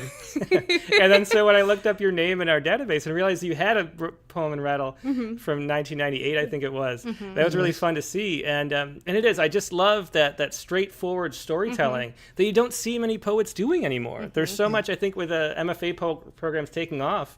There's so much, like bells and whistles kind of. Yeah. And to have that clear, direct, really powerful storytelling is something we're always especially interested in. Yeah, and I have to say, your poem hit me immediately. when I read it, I knew there was a strong chance it was going to be the winner, even though it was not yet the end of the month. And a lot of good poems, of course, came after it. And there were a lot of great poems this month, over 500 poems. But this really stood out. Yeah. Well, thank you both. Yeah, well, thank you for sharing it, and hope to keep sending them in every month, too. All right. Cool. Thanks. Yeah, that was James Washington Jr., today's prompt poet of the month. Or the poem's going to be coming out as a daily poem on Tuesday. And anything else you want to say about the process of this week? Oh, yeah. I wanted to say, too, so of all the prompts from last month, I think I really, in general, I enjoyed this prompt, of course, a lot with the one-word title. And then it gave me a lot of thinking of what words best can shift in the meaning, just to use within a poem too. So selfishly, I got something out of it. And then also I love the ekphrastic, challenge to look at everyone's favorite art was super interesting. And it drove home to me how everyone loves Impressionist. And something I've written a poem about before. You can always tell the Impressionist area of a museum because it's where it's the most noise is coming from. So everybody really fantastic poems this month, making it harder and harder every single month, which is the goal. So well, it's great. It's great that you're like picking poem or making prompts, trying to think about how, what will make the best poems, which was much better than when it was me making the prompts. And it was just 5 minutes before the show, I'd flip through the poet's book and think of something. Or sometimes there would be like the paragraph long prompts. Yeah, Those were fun. I wrote those too, though. Back in the day. Yeah. Well, anyway, thanks as always, Katie. And thanks, Jim, for sharing that poem. It'll be up Tuesday. And now we have our own prompt poems. And the prompt for this week, like we said, was to write a golden prose poem. So what did you do, Katie? Okay, well, I decided, because I couldn't pick between 2 haiku, so I did 2 haiku. And they were written by you. By me? Is this awkward? Is this awkward? That can't be possible. No. So do you want to read the 2 haiku? I did it based on verse. Okay. Because I feel kind of weird reading your poem while I'm sitting by you. So these are like 2 of your favorite haiku? Yeah, they're 2 of my favorite haiku. Right. I don't have a single favorite. Like everyone's going to say it's okay to have multiple favorite, but these are 2 of my favorite haiku. Oh, well, thanks. So. Okay, well, yeah, these are... So this first one is Harvest Moon, Never Quite Feeling Full. That's a Harvest Moon, Never Quite Feeling Full. And the other one is Memories on Top of Memories, Smoothing Stone. Yeah. So what I love about haiku, I remember like the exact, spot we were, when writing those. So one was with my son. Yeah. The other was you. Yeah, one was on the hike near the Mormon rocks. Yeah, in California. exactly. Yeah, I remember that. So all right, so that's that. So what is your So I should also say that the prompt was not officially to write a haibun. But I did warn everyone, if I was required to write a prose poem, I probably would end up turning that into a haibun. So, as promised, here we are. Rising. Some moonlit nights, memories hold out their hands like children begging to play Ring Around the Rosie. Of course, we run along with them, and so the memories become a smoothing cycle, a band of little footprints bending down the grass. There are moments when the earth is stuffed, feeling so full of memories that it grows a hill right in the woodlands. And yes, it's true that kids grow up too fast. A birch bent from a toddler's bounce all too quickly loses its urgent need to hunch. But some days, there really is more light. Take the harvest moon tonight, as if you threw a stone and it stood there in a puddle of delight, never quite sinking. Oh, that's... There's a haiku, There's sir. a haiku at the end. Okay, we'll cut that out there.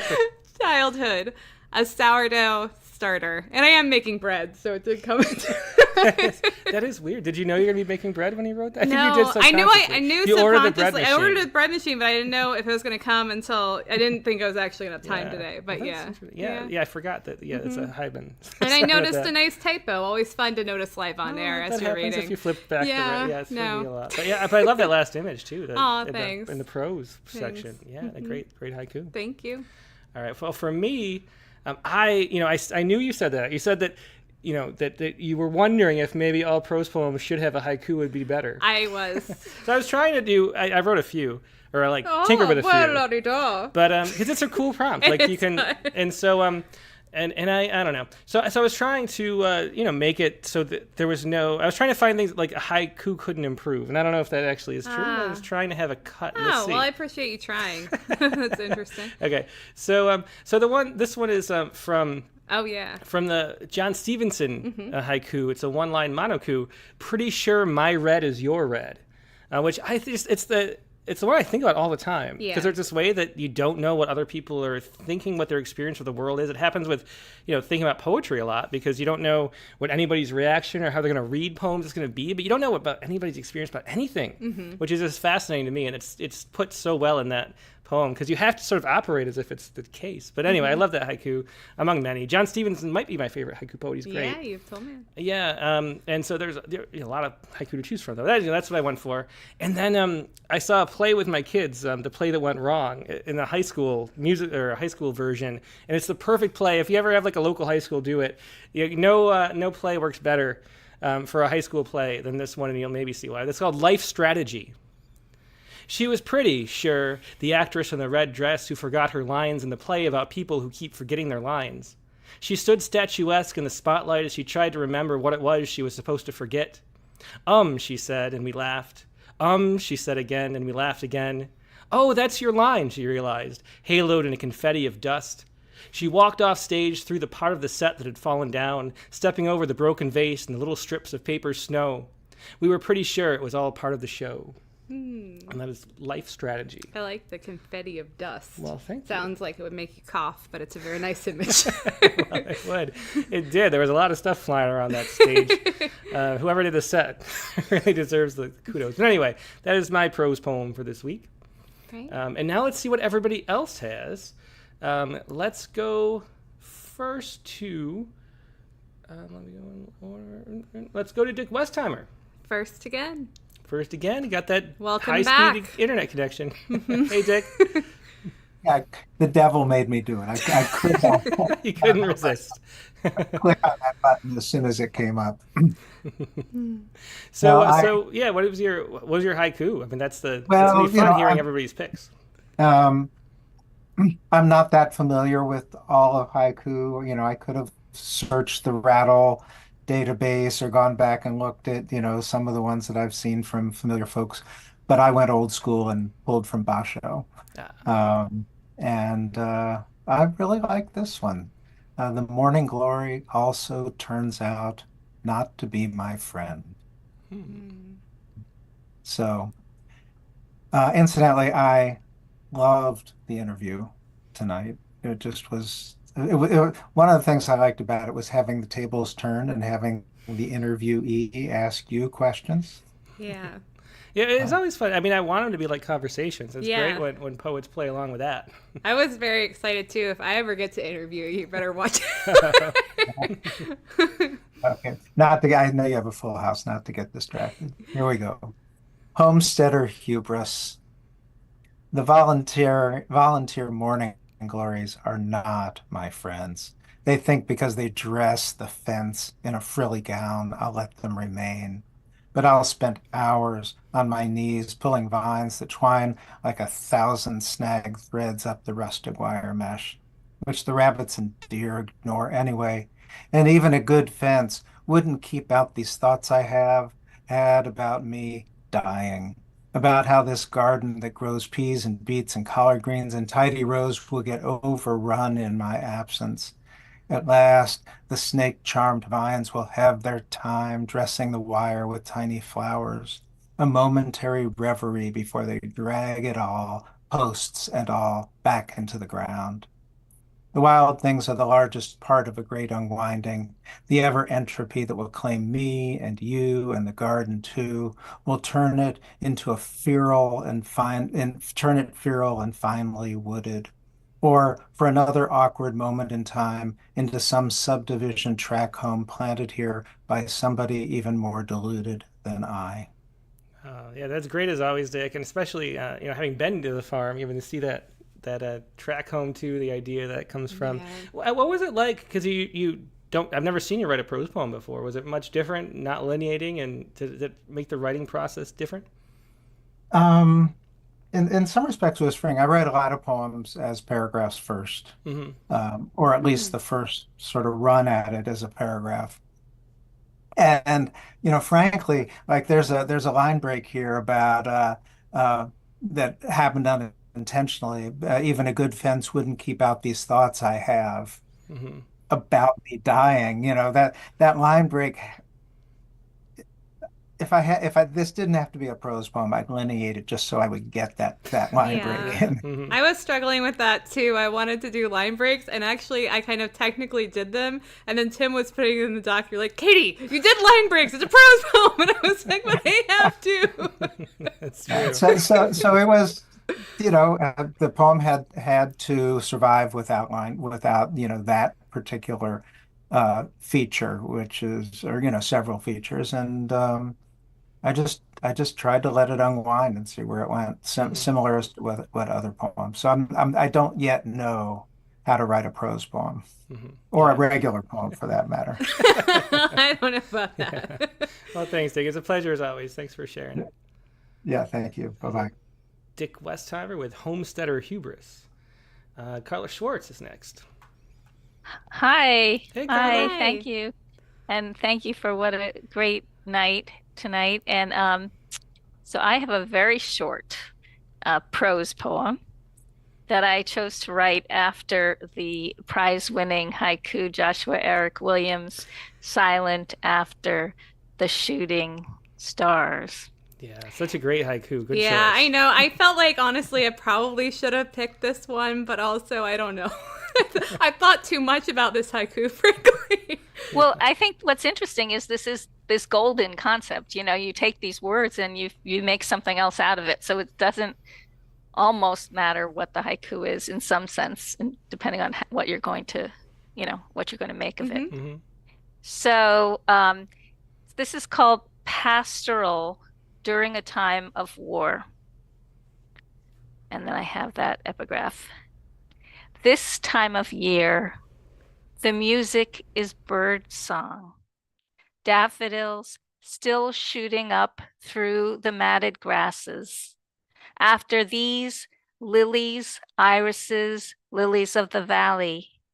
Starlings hop the lawn, scavenging. Displaced masses in Gaza and Ukraine. A silent enemy, poison ivy, pokes through the earth. A rich, bloody red. Oh, really vivid. Great ending there, Carla. Thank you very much. Yeah, And I thanks. look forward to hearing everybody else. Yeah, definitely. Always a pleasure. Thanks. Thanks. It was Carla Schwartz with Pastoral During a Time of War. Douglas Silver is next up. Tim and Katie. Hey, How's it's it good to going? see you. It's been a Good to Yeah. see you. Sorry, it's been a while, Tim. I That's didn't all right. notice you have a one-page Mac, so mine's slightly over, so I should get right to it. It's called All This Unimportant Business. Okay.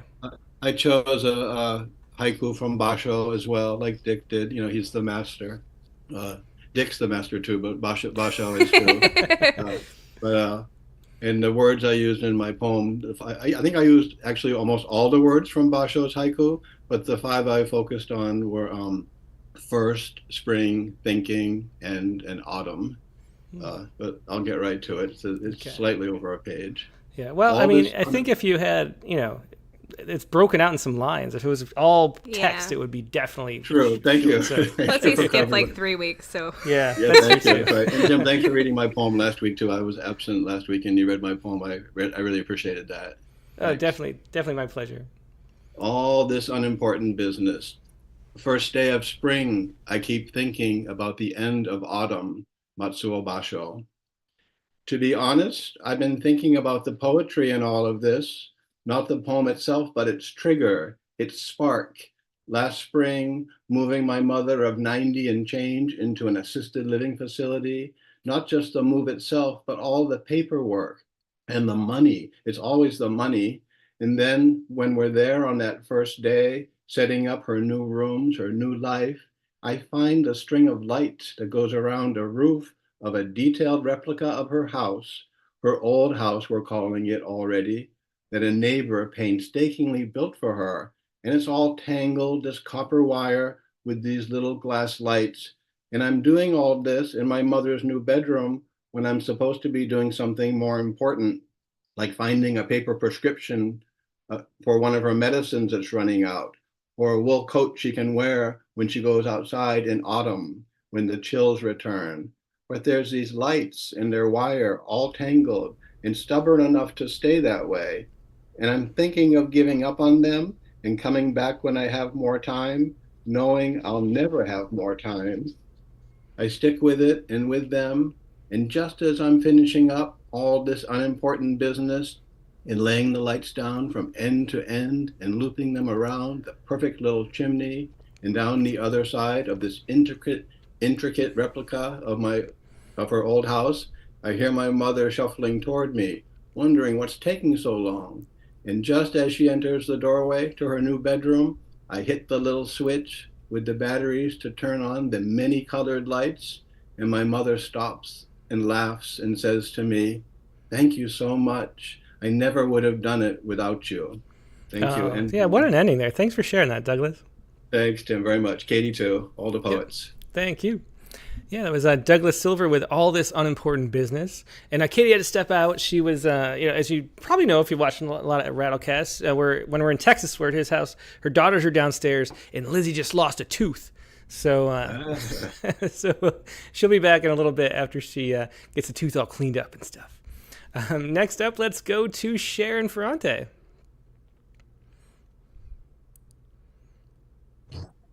Hi, Tim. Hey, Sharon. Great to see you. Good to see you. Oh, my gosh, did I love Timothy. Oh, I thought you would. Every time we have one of those minimalist-type poets, I think, Sharon's going to love this one. Timothy and Tim, thank you both so much for that interview. And Katie, thank you for these cool prompts, even though it took me 3 poets to help me get it right. And I only got, okay. What do I got? I got 4 lines and 1 word. Okay, 5 lines. Oh, wow. Okay. I said 2, but the ridiculous one I don't have to read. It is funny though, but I chose a haiku by Michael McClintock. Mm-hmm. He's one of my favorite. Okay. A warm evening, warm even in the eyes of a fish. Oh, that's great. I love that haiku. Yeah. Swimming notes. There was always some boy at the waterfall playing a guitar. I wanted to sing with the one who had freckles shaped like hearts. On a warm evening, teens think they're melodious as the stars, but merely high on something in the eyes of a fish. I started to sing. He threw the fender over the cliff. Well, the water was warm, even for me, as I floated with his strings, melodious as the stars. Last entry in my diary, the fish and me. Oh, that was wonderful. That first line especially. There was always some boy at the waterfall playing guitar. What a vivid way to start out a poem. Thanks for sharing that, Jen. Great haiku, too. Thank you. Well, I had to add the haiku to it. I thought the haiku was terrible. But a lot of poets... No, the haiku is great. I love the haiku. I'm terrible at prose. Oh, thank you. But I'm terrible at prose. And the people on the page were so great. They helped me. Oh, well, that's great. Well, glad to hear that. Thanks, Sharon. It was so much fun. Thank you. Oh, well, thanks. Yeah, it was Sharon Ferrante with swimming notes. And do you want to jump back in, Katie? Yes. Okay. So Katie's back. Might be one of those jumping in and out nights. It might. Hopefully the only tooth that was lost. Hopefully. That would be a problem if we That would be a problem. That one was tooths. Expected. The other ones, not so much. Yeah, that would be gone for the rest of the night. And probably the show being over. Yeah. Okay, anyway. So, so there you go. That was great. You'll have to look back at Sharon's. Oh, Sharon. Well, I'm going to be sad if anybody I missed. But that's Sharon. true. Hi, well, Sharon. you can look back at it in a second. Anyway. Yeah, it was a great poem. Great hyphen by Sharon. And next, let's go to Zachary Honeycutt. Hey, Tim and Katie. Hi. Hi. How you doing, Zach? How's it going? I'm doing great. How you guys doing tonight? We're great. Yeah, good night of poetry. Yeah, amazing night of poetry. I loved Sharon's haiku. Those are always really enjoyable. Yeah, they definitely are. So you've got the second half of the. Yeah, I didn't get the closure I feel I needed from last week. So summarize really quickly the beginning half of the poem, because Summarize. if you haven't watched, Zachary loves his longer poems, and we're trying to rein him in, so we made him split this one up. So it's Mona Lisa. The prompt was to write about your favorite painting. We could just call this a diptych of readings by Zachary Honey. We could, exactly. There you go. Well, Lisa and I was going out with the portrait of Lisa for a few months. It really wasn't working out because she was hanging on the wall all day. I had to go to the museum. Yeah, I had to go to the museum every time just to see her. We could only meet there, right? She was having a fling with the statue of David, so that really wasn't. Yeah. There was all these trust issues. So I feel like I got to do it classy. I'm all dressed up tonight so I can break up with her for the final time. So I'd like to just jump right back in there, right in the middle there. All right, go ahead. We've got it ready for you. Go ahead, Zach. Okay, are you on the second page? Yep, on page 2. Okay, awesome. I don't like the way you look at other guys and smirk. We were watching the Da Vinci Code together at my house the other night. You called me your little Leonardo when we were under the covers and you were trying to touch my leg with your frame. You told me I stole your heart when we were watching the Da Vinci Code, just like I stole you from the museum, then brought you back at 5 a.m. before anyone noticed. You know you were trying to touch my leg with your frame. I'm not imagining anything. So what if Leonardo was a painter? I'm a writer. What? That's not good enough for you? Like I'd steal you from the museum. I can't take your 5 a.m. messages anymore. You're tearing me apart, Lisa. So what if David's a little loose with his clothes? I'm a writer. It's art. I find it inspiring. You think I want to stand here in front of you all night? I think I'd rather go out with the head of a woman than be torn apart by all of you, Lisa. I don't care how attractive your smile is or how attractive you think it is. I can't stay here any longer, babe. The police are going to nab me if I do. I'll admit it. All night, I've had my eye on the head of another female painting who's a lot easier to read and much more talkative than you. Listen, Lisa, you're really not that attractive. That's what the warden said. Stop sticking your fingers in between the bars and conversing with the voices of the paintings of the talkative Renaissance females in your head.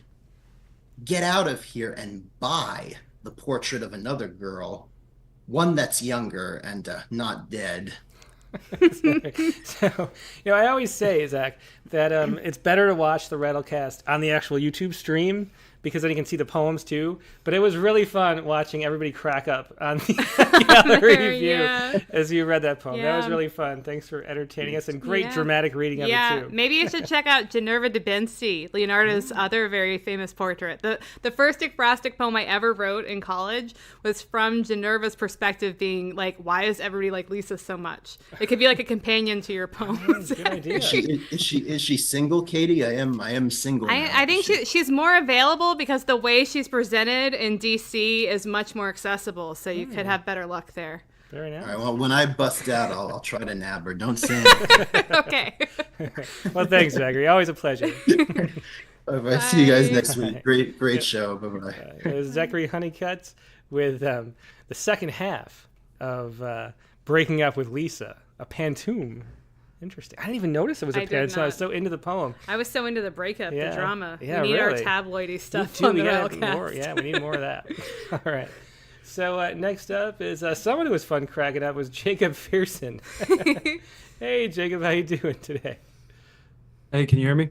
Yeah, I can. hi. Yeah, good to see you. Is this your first time on? He's our Hosier friend. That's right. Yes. Oh, yeah. I'm glad. That's such a compliment. Someone saying this is our thank you so much. That's the best thing you could say. Forget about the poem, I'm doing great. I really did like that. I had no idea that was a pantoum. That was a really good one. So engrossed in the story that I didn't even drama. notice the lines. Yeah, in the drama. Yeah. But so I really enjoyed this prompt. And So I grew up in Sacramento, and when I was there, I loved space books. I had like ones with the big pictures of the galaxies and colorful nebula, and I loved them so much I like wore out the spines, and I had to tape them together. And the latter half of my childhood I spent in southeast Idaho. It's about an hour outside of Yellowstone National Park, and the sky there is like amazing because there's no light pollution. But I miss the plants because it's like the middle of the desert. There's only sagebrush, and sagebrush is beautiful, smells amazing, and it's beautiful in its own way, but I miss the plants. So I got my degree in horticulture, and I grow trees now, and this haiku that I chose sort of like fused those two things. It's sort of very like cool. two worlds coming together, and I was like, okay, I have to do this one. Great. And so it's from Acorn Magazine, and the person is Scott Metz, and the haiku is 1 or 2 solar systems over, cherry petals. Oh, I That's love nice. that. Yeah, that is nice. great. Acorn is a great magazine too. That's wonderful. Yeah. I feel like I need to say I do not actually have the print magazine. That was one of the samples. But I saw that and I was like, okay, I have to. So disclaimer. But the prose poem is Betelgeuse. I often think back to you like dog-eared pages in my favorite book. Your pages smelled like sawdust after working all day in the garage carving trinkets. That smell pervaded every night when we bathed in the dim of Tim Burton films on the couch. The one that I liked the most was Beetlejuice. I told you that Betelgeuse was a star in the sky. You smiled. It is? Say Beetlejuice 3 times. I just rolled my eyes. Maybe you'd like to know, I graduated to other movies like Alien and A Nightmare on Elm Street. I still haven't seen Aliens, and years later I'm cruising down Elm Street and there's no elms. Each yard has a cherry tree seconds away from shedding their petals, but no one seems to care where the elms went. But do you want to know what I think? I think there were solar-powered rockets meant to reach another star. 3, 2. One night, the countdown hit 0 and they flew into the sky at light speed, leaving craters to puzzle over. Did you go with them? I picture you riding an elm like a bull, each gas giant a slingshot for forests of ash, chestnut, and elms, a galloping stampede led by the perfect hybrid between astronaut and cowboy, off to discover Beetlejuice. Can it teach you how to appear if I say your name 3 times?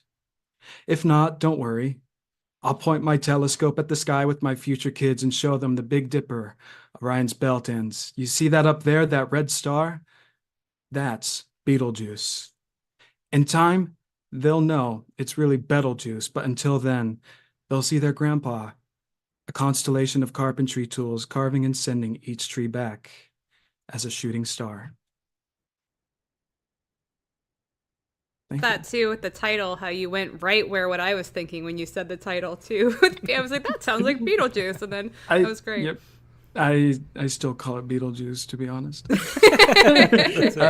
Betelgeuse is too, I don't know, it's not as fun. Doesn't have the right connotation. That's definitely true. Yeah, so thank you very very cool. much. Thanks for sharing that. Really cool and hear about your background too. A horticulturalist poet. Wow, that's cool. Yeah, taking over for the Hoosier, I think. Yeah, Hoosier. Hoosier. Hoosier, yeah. I don't know. Maybe I backtrack. I backpedal. Never mind. All right. Well, You thanks. have a wonderful day. Yep, you too. Bye. Yeah, so that was Beetlejuice or Betelgeuse. I don't remember how you said it first. I'm just by going with Jacob Beetlejuice. Pearson. I think he's okay with it. Okay, and next up, let's go to Nivedita next, in case she's at work and can't later. So hey, Nivi, how you doing today? Hey Tim, hey Katie, I'm doing great, thank you. How about you? Hi, Great to you're see at you. home Yeah, still. working from home again, but I never know. You never know. Yes, So. I go back to Delhi tomorrow, so from next week I'll be back to running for work. Well, great to have you as always. So what was the haiku that you were inspired by? I took one of the golden oldies by Mr. Busan, Yusa Busan, and I was sort of imagining what it would be like if it happened today. I mean, the meaning that he was trying to capture, would it in fact even work today was what I was looking at. And I don't think it would, and that's what I tried to capture in the poem. Oh, So interesting. Yeah.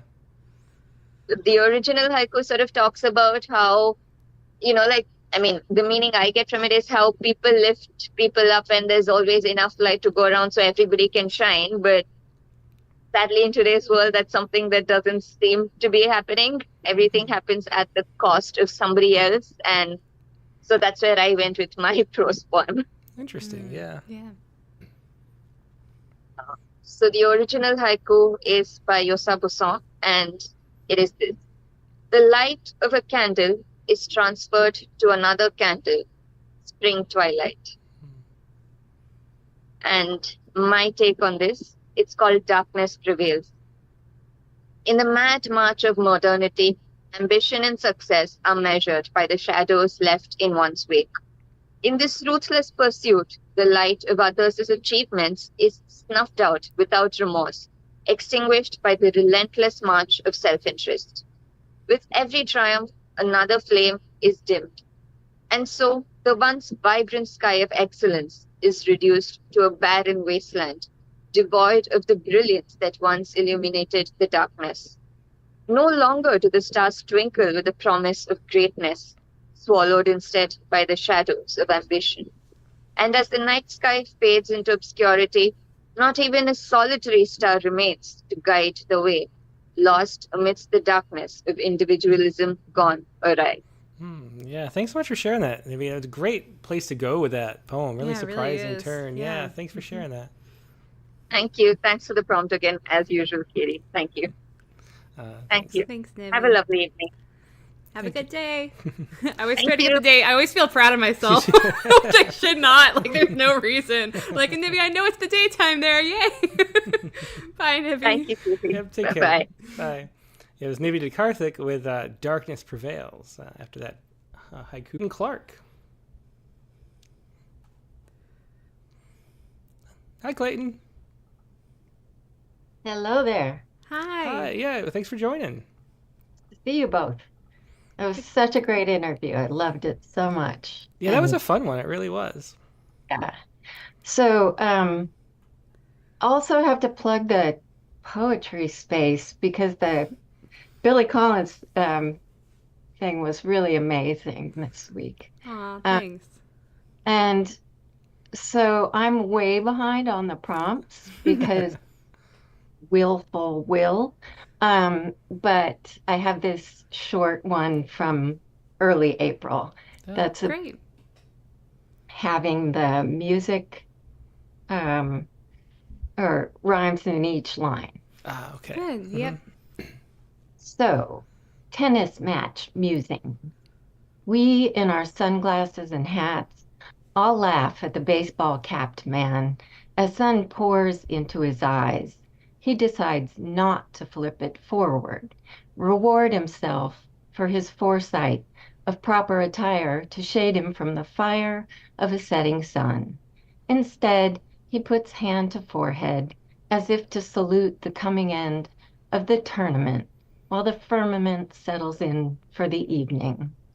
The day sinks, and I think how silly humans can be. I sit here smarter, though it's harder to see as night begins to fall. I struggle to follow the ball until my husband turns to say, "You could take off your shades." That's great. That's great. Yeah, great ending. And that reminds me just how fun it was to listen to all those internal rhyme poems. Yeah. It's just beautiful to hear the rhymes play out casually like they do like that. Thanks for sharing That's a great ending. Yeah. Yeah, that was. It's fun to play with. Well, thanks. Always a pleasure, Clayton.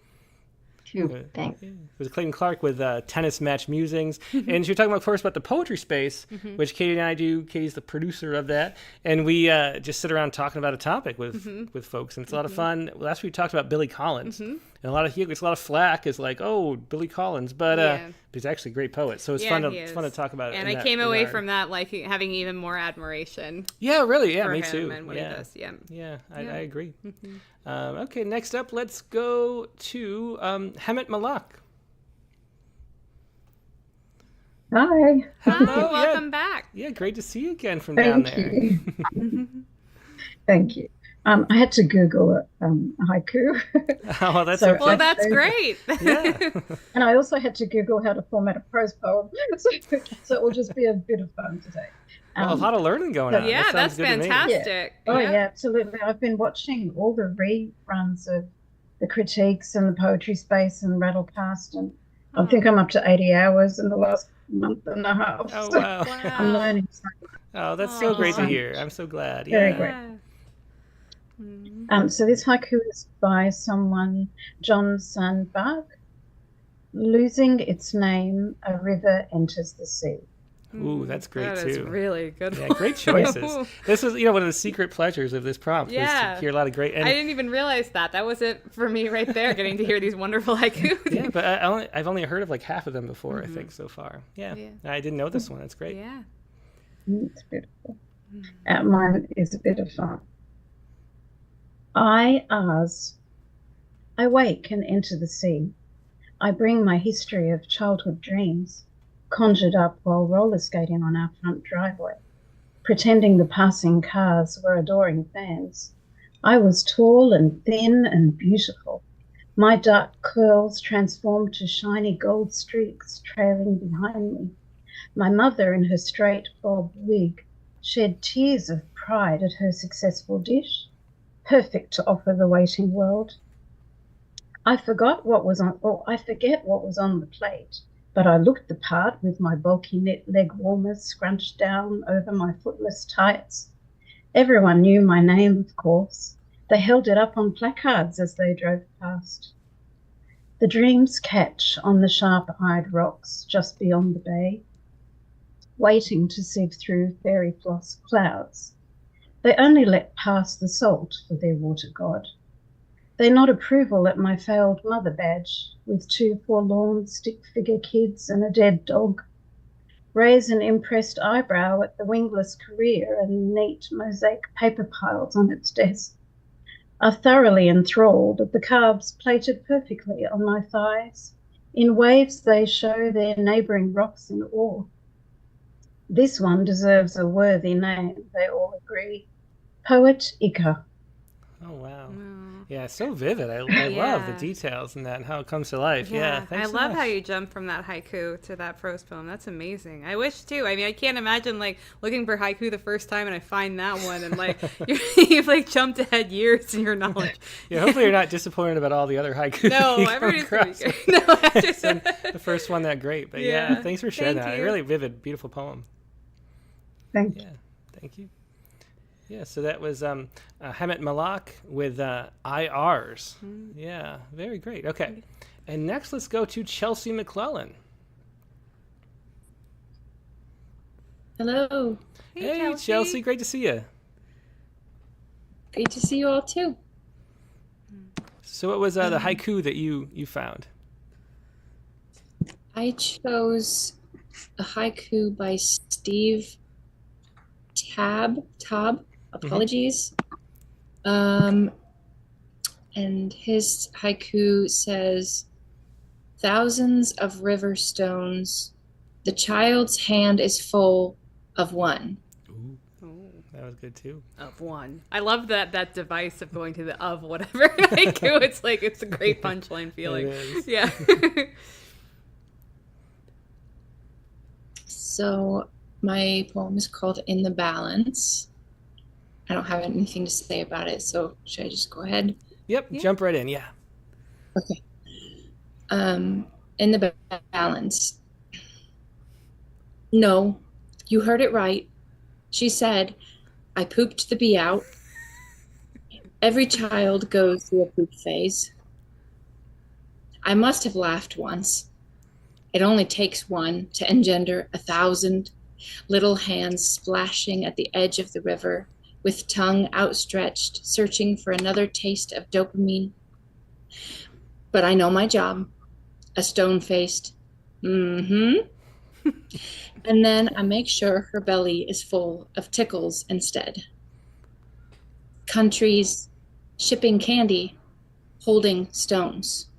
Oh, that is wonderful. That's great. Yeah, I love that. Another great first line in the prose poem. Yeah, wow, that was a jump. One full of That's great, Chelsea. It really was. Yeah. They're really sweet poem. Yeah. Yeah, I love that. Thanks, Chelsea. Thank you, guys. Yeah, that was Chelsea McClellan with In the Balance. I'm going to look at a B a little differently the next time I see one, I think. Where have you been, Mr. B? Where have you been, Mr. B? Stay away from my children. Okay. Next up is Laura Berg. Hey, Laura. Hi. Hello. Hi. Yeah, great to see you. You too. Oh, that was such a good interview. I just need to. There it is. Okay. Well, I mean, this is the first year that I tried putting a little bit of organic fertilizer in with the vegetable starters, so hence this poem. That's interesting. Here we go. Haiku Ambulance by Richard Brodigan. A piece of green pepper fell off the wooden salad bowl. So what? That's great. So it goes, Pepper Repair Brigade. Gulliver, Alice, and Laura. Out the garden door into a lucid dream, I walk among lettuce plants taller than me, poke giant slugs that smear their leaves, gasp, look closer. Wobbling on tentacles, goose egg eyes stare back, discerning my shadow. High above, a green pepper, feckless and magnified 1,000 times, swings as an elephantine waxwing pecks out a chunk that falls, lands on a log the size of a medieval city wall, and flips to the ground as if off the edge of Brodigan's salad bowl. I think of finding rope and making a pulley system to hoist the pepper slice back up. I can't just say, so what? Since what is broken we're intended to repair. But what is broken? Shouldn't waxwings forage and peppers be eaten? I stretch up my arms to hoist my body onto a cast iron bench and arrived, poised, speck-like as a fly in the real world. At least I could try planting a seed, maybe canoe-sized sneaker for a shovel. Then if I wait long enough, I might see a blimp of a new pepper loom, ensorcelled by what I'd sown. Ooh, that's just wonderful too, Grace. So many great details in all these poems today too. Yeah, that's wonderful. I've ensorcelled too. That's a wonderful. Yeah, thanks so much for sharing that, Laura. Okay, see ya. Going to the other side. Yeah, bye. Bye. There's Laura Berg with a Pepper Repair Brigade. Great title too. Yeah, that definitely was. All right, and Mike Bales is next up. I've got to first say about Nate, he kind of redefined love of art. Yeah, I think he did. Couldn't resist. I first checked poems about Sharon Ferrati. I'm lucky to see a bunch of hers on there. Then I tried my friend Milwaukee, who does haiku. I couldn't find any. Then I went to Basho. Then I finally found a haiku by Sonia Sanchez. Yeah, she's great. And the haiku is, love between us is speech and breath. Loving you is a long river running. A lot of rivers in the haiku today. Yeah. Yeah, very cool. Good metaphor. Yeah. This is called Measures at Night. Love whispers between the fall of darkness and dreams. Memories of us. This moment is timeless. A soliloquy, a speech and yearning. My deep breath, loving you in the quietest moment. Loving you is my vision. As blue light shines through my window. I've waited for you for so long. Desire an endless river. This time, unafraid, I'm not running away from you. Deep within chambers of my heart, a passionate song. Oh, that's beautiful. Yeah, thanks for sharing that. Love poem, which we don't see. Yeah, we don't see that much from Mike Bales. I like this. I've been in the mood for that. Oh, Okay, well, that's good. Hope that continues. Yeah, me too. Yeah. Yeah. Thanks, Mike, and congrats. Thanks. Yeah. All right. Take care. That was Mike Bales with Measures at Night. Yeah. Very nice. And next up, let's go to Siobhan Brownlee. Hello. Hi, Siobhan. Yeah, thanks for joining. So I've just got probably the most famous haiku in the world. Good. The old pond, a frog leaps in, sound of the water. Oh, that's great. I was wondering if there I probably was hoping. is. I was hoping. I thought other people would have the same one, but they haven't so far. Anyway, Katie said we had to take it a distance, take it far away if possible. And by the end, it is quite far away. Oh, that's great. Here you go. This is my prose bit. Nothing in this story is old except the lagoon, a great sparkling pond in which she moves arms and legs luxuriously, sensually, waiting to contemplate the pink, orange, and yellow strokes in the artist's studio of day's end. Gravel encroached by exuberant tropical leaves crunches on the narrow path to summer's one-room flat. A white door and a small slatted louver window. Showered, she wanders around naked, sinks teeth into a juicy cubed mango, shuffles through papers for the next day, the heat soaking up water drops on her skin. She lies down and envelops herself with a pale blue cotton sheet. Dark is coming to erase the flurry behind her lids. Words. I love your body. What's this? Did she hear that? Maybe it was nothing. A mistaken sound or a floating bit of a watery dream. Alert now, she listens. Cicadas in the silence. I love your body, come here to the window. A man's voice, half spoken, half whispered. A frog leaps in her throat. Sweat beads on the officer's forehead. A clock. Oh, wow. Oh, wow. Yeah, that is definitely not where I expected What a journey. it to go. Yeah, that's wonderful. Yeah. Oh, and that haiku at the end is really wonderful, too. Yeah. Yeah. Sweat beads on the officer's forehead. Feel the tension building clock. throughout the poem, too. That was wonderful. Yeah, very cool. Thanks so much for sharing that, Siobhan. You. Thank you. Siobhan Brownlee with, all right. The frog. I'm feeling guilty for not going. I don't feel like I didn't follow my own prompt well enough. Like I didn't go far enough from your haiku. Well, you went pretty far. I went pretty far, but not as far as Siobhan. And I love that. So. All right. So Bishwajit Mishra is up next. Hey, Biz, how you doing? Hey, Tim and Katie. Good evening. I'm good, thanks. How are you doing? Great. How is Houston? Is it hot already? It is hot, and then the funny thing is, it's like raining a little bit, and all our moms who might be watching keep calling us and being like, "Are you drowning? The flooding." Yeah, my dad they tell us on also the called news. He was that too. They think, but it's just like there's like maybe a little bit of water. Like the bird baths are full. Yeah, it's funny. It's wet though, and I'm not used to rain at all, so it's kind of fun. It floods pretty frequently. Very. I mean, it's a quick turn. It is kind of all flat. And the weird thing about Houston I noticed is the rivers don't flow. Right. We're up north, which is a little bit better. And they have these bayous, they overflow, right? There's nowhere the water can go. Yeah, they just it does sit. It does go to my hair also. Yeah. I feel like you can tell if I'm in California or Texas just based on my hair. I think you can. All right. So what do you have for us, Biz? Yeah, I have I took the haiku from Sharon's poem. Oh, that's great. I was hoping someone would do that. Good. So, I mean, they're great haiku. There's so many. This is a great one, too. So why not use this? And the first ever prompt poem of the month, too. That's from true. there, yep. Yes, that's right. I never thought about it. It just happened because she's the one who first shared. And then I had forgotten about what was the prompt. So do you remember? I said, okay.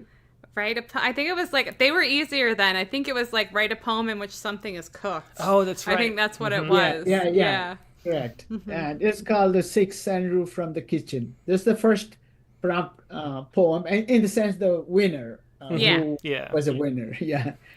So it's called If Wishes Were Horses. And I didn't make it a hyphen. I mean, it's still a hyphen. You can see.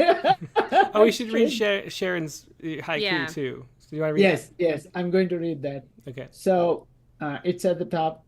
If wishes were horses, dandelion, I add to the salad a wish.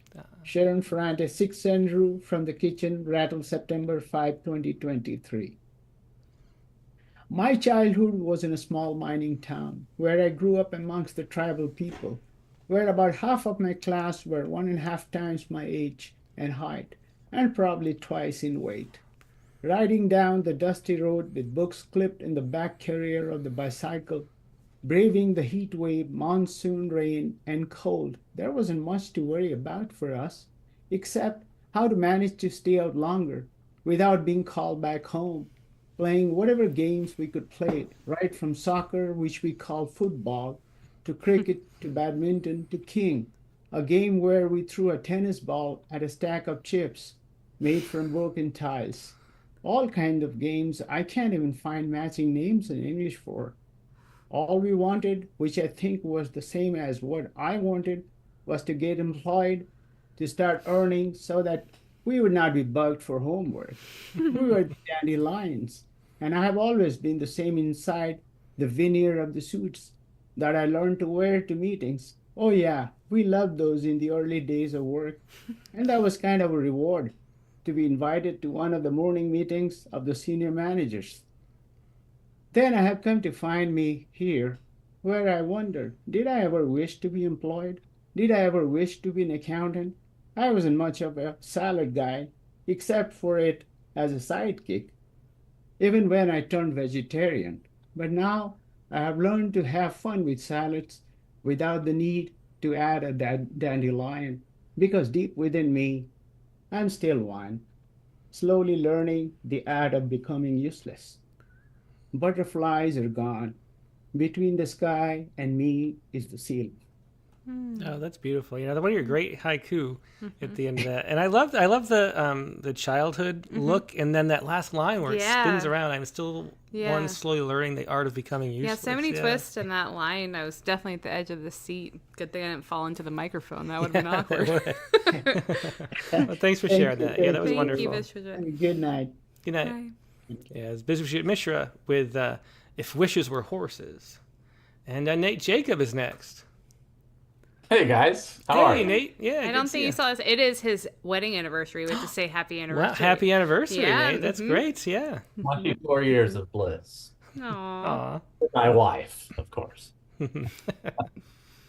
Hey, you keep commenting about how good everybody's haiku have been, and I am about to destroy it. Sorry, I just saw her. So I don't read a lot of haiku. I don't have a favorite haiku or haikuist besides Sharon. So I went way off the ranch here, and while driving to and from Utah this week, my youngest son made us listen to the Taylor Swift channel for 13 hours. No, for 13 hours. 13 hours. Lucky 13. So I went ahead and based this on the Tortured Poets Department. My title is Torch Your Poet's Apartment. I'm so sorry. I'm sorry. And then Taylor Swift fans actually have, I think it's a subreddit, where they break her lyrics into fantastic haiku. All 575. And if the word has to be broken up into parts, they do that. They're committed. I mean, you gotta give them that, right? Yeah, they're true fans. So the haiku I found on that subreddit, I don't know what song it's from, but it sounds like Taylor Swift to me. So it's, you will see me in hindsight, tangled up with you all night, burning it down. I mean, I like the song. I can't lie. I'm sorry. What song is it? I don't know. It's from Red. Yeah, it's like she kind of screams it out. Like, I don't want to do it right now. Sorry. Maybe I'll do it later on a different broadcast. Okay, good. I look forward to that. I'll tune in. I wrote based on that. Yeah, my apologies. Anyway, in the flutter of fire and light crawling up last night's walls, I discovered a terrible truth. It's me. Hi. Only not as I'd see me now. It's me, a memory I've never untangled from the terrible heat of hindsight. With practice, with patience, with perhaps too much precision, I may in time join in well, singing along to the crackle and shoosh of quick rising smoke through the flue, just as it rose the night before and the nights before these. These are the rooms my poets have written, the window frames they've filtered the world through, the beds and poems they've slept on, and the kitchen sinks still stacked high with over-edits. These poets are gone, and yet I would pretend to write within their walls. But these are not my walls, and these cannot be entirely my own poems until I burn it all down. And I cannot burn it all down until I have known it, until I have learned to build from out of it. So I write, yes, but I must write my own space into the world, and then warm myself at my own fire, fueled by the leftover lumber of the poets before me and around me. For this they have written, and I will write as well, to create the warmed space of my living rooms and to fuel other fires. My haiku, these tortured poets going up then down in flames, swift ending. That's great. I do have to say though, like, I do like Taylor Swift. I have to confess this. I feel like I misrepresented this. Yeah, and well, I have to confess I like this. Taylor Swift too. I do too. That's why we. Yeah, I mean, I can play on the guitar like all her old songs at least. Yeah, mhm. my daughter, I used to do that. and It was a it's lot my of fun. preferred bike riding music, to be honest. It's the right tempo, Yeah. you know. Yeah, there's a reason. Hey, I There's a sing reason. along Like a Billy lot. Collins. Yeah, yeah, it's true. It's the Billy Collins of music. And then when I was shopping with Lizzie today, she pointed out some hair bows, like giant Texas-sized hair bows with Taylor Swift's face on them. And I did draw the line there. I drew the line there. So I'm like a fan, but not, yeah. I think Nate needs one for his beard, though. Yeah, He Nate. just said Yeah, he I would have had bought one for Nate if he was there. It's true. Line me up. All right, Well, my thanks, apologies. Thanks for the space. Yeah, Thank fun as you. always. Thanks for filling the blank space.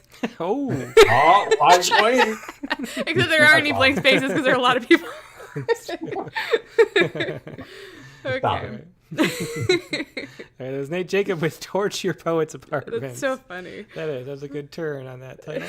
All right, and next up is Mary Keating.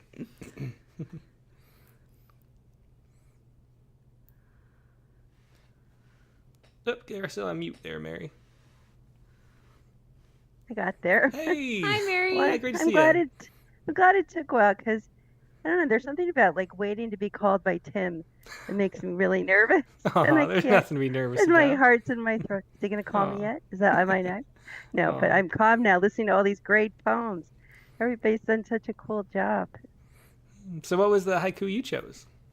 Well, I didn't know a lot of haiku, so I looked on Google and I found this one by Natsumi Suzuki. The lamp once out, cool stars enter the window frame. Oh, that's nice too. Yeah. Great Yeah. choices all around. Yeah. So I called this the space that holds the glitter. 6 months of rehab to be independent after becoming a paraplegic. I ached to hang out with our high school's cool gang again. Once home, daytime's doings wore me out. 3 transfers. Wheelchair to stair glide to upstairs wheelchair to bed before I could rest. How I wish those transfers were between New York City subway stations instead, ending with me immersed in the music of the garden's latest stars. Often, my mom entered my bedroom at night to make sure I was all right, her silent figure framed in the doorway by the hallway lamp. Satisfied, she'd leave behind a fading sliver of twilight. I turned toward the dark void filling my window, the embers of her warmth shimmering inside me until I sparkled. At night, stars peek under my covers.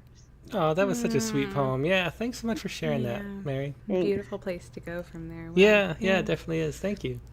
Thank you. Yeah, I love that ending too. Such Oh, warmth. the poems to it. are so great. They are. It's a great.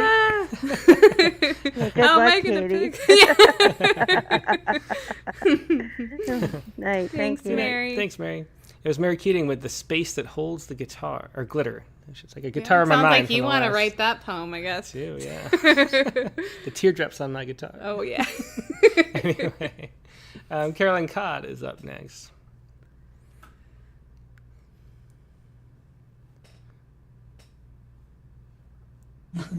Hello. Hi, Carolyn. Yeah, great to see you. Hello.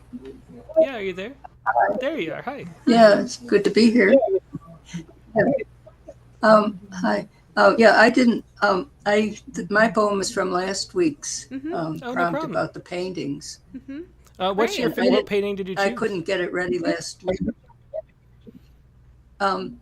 It's actually Mike Bales did the same one, Picasso's bouquet of flowers. And you saw the image last week, but I don't know how to do that, how to send an image. So I put a thing there on the email if you want to look it up. Otherwise, I think everybody kind of knows the painting. So I don't know if you want to try to put it up or. Yeah, I could put it up really quickly. Let's see. So we did see this one last week. From It's Mike Bales, yeah. Yeah, from Mike Bales. It's right there. That beautiful little drawing. Yeah, the flowers of peace. Yeah. It's very, very. Yeah. So it's sort of like I kind of feel like it was actually the painting is. I don't know actually where I got it from. It's a print, obviously, but to me it's like a gift to me. But I don't know if somebody gave it to me or not.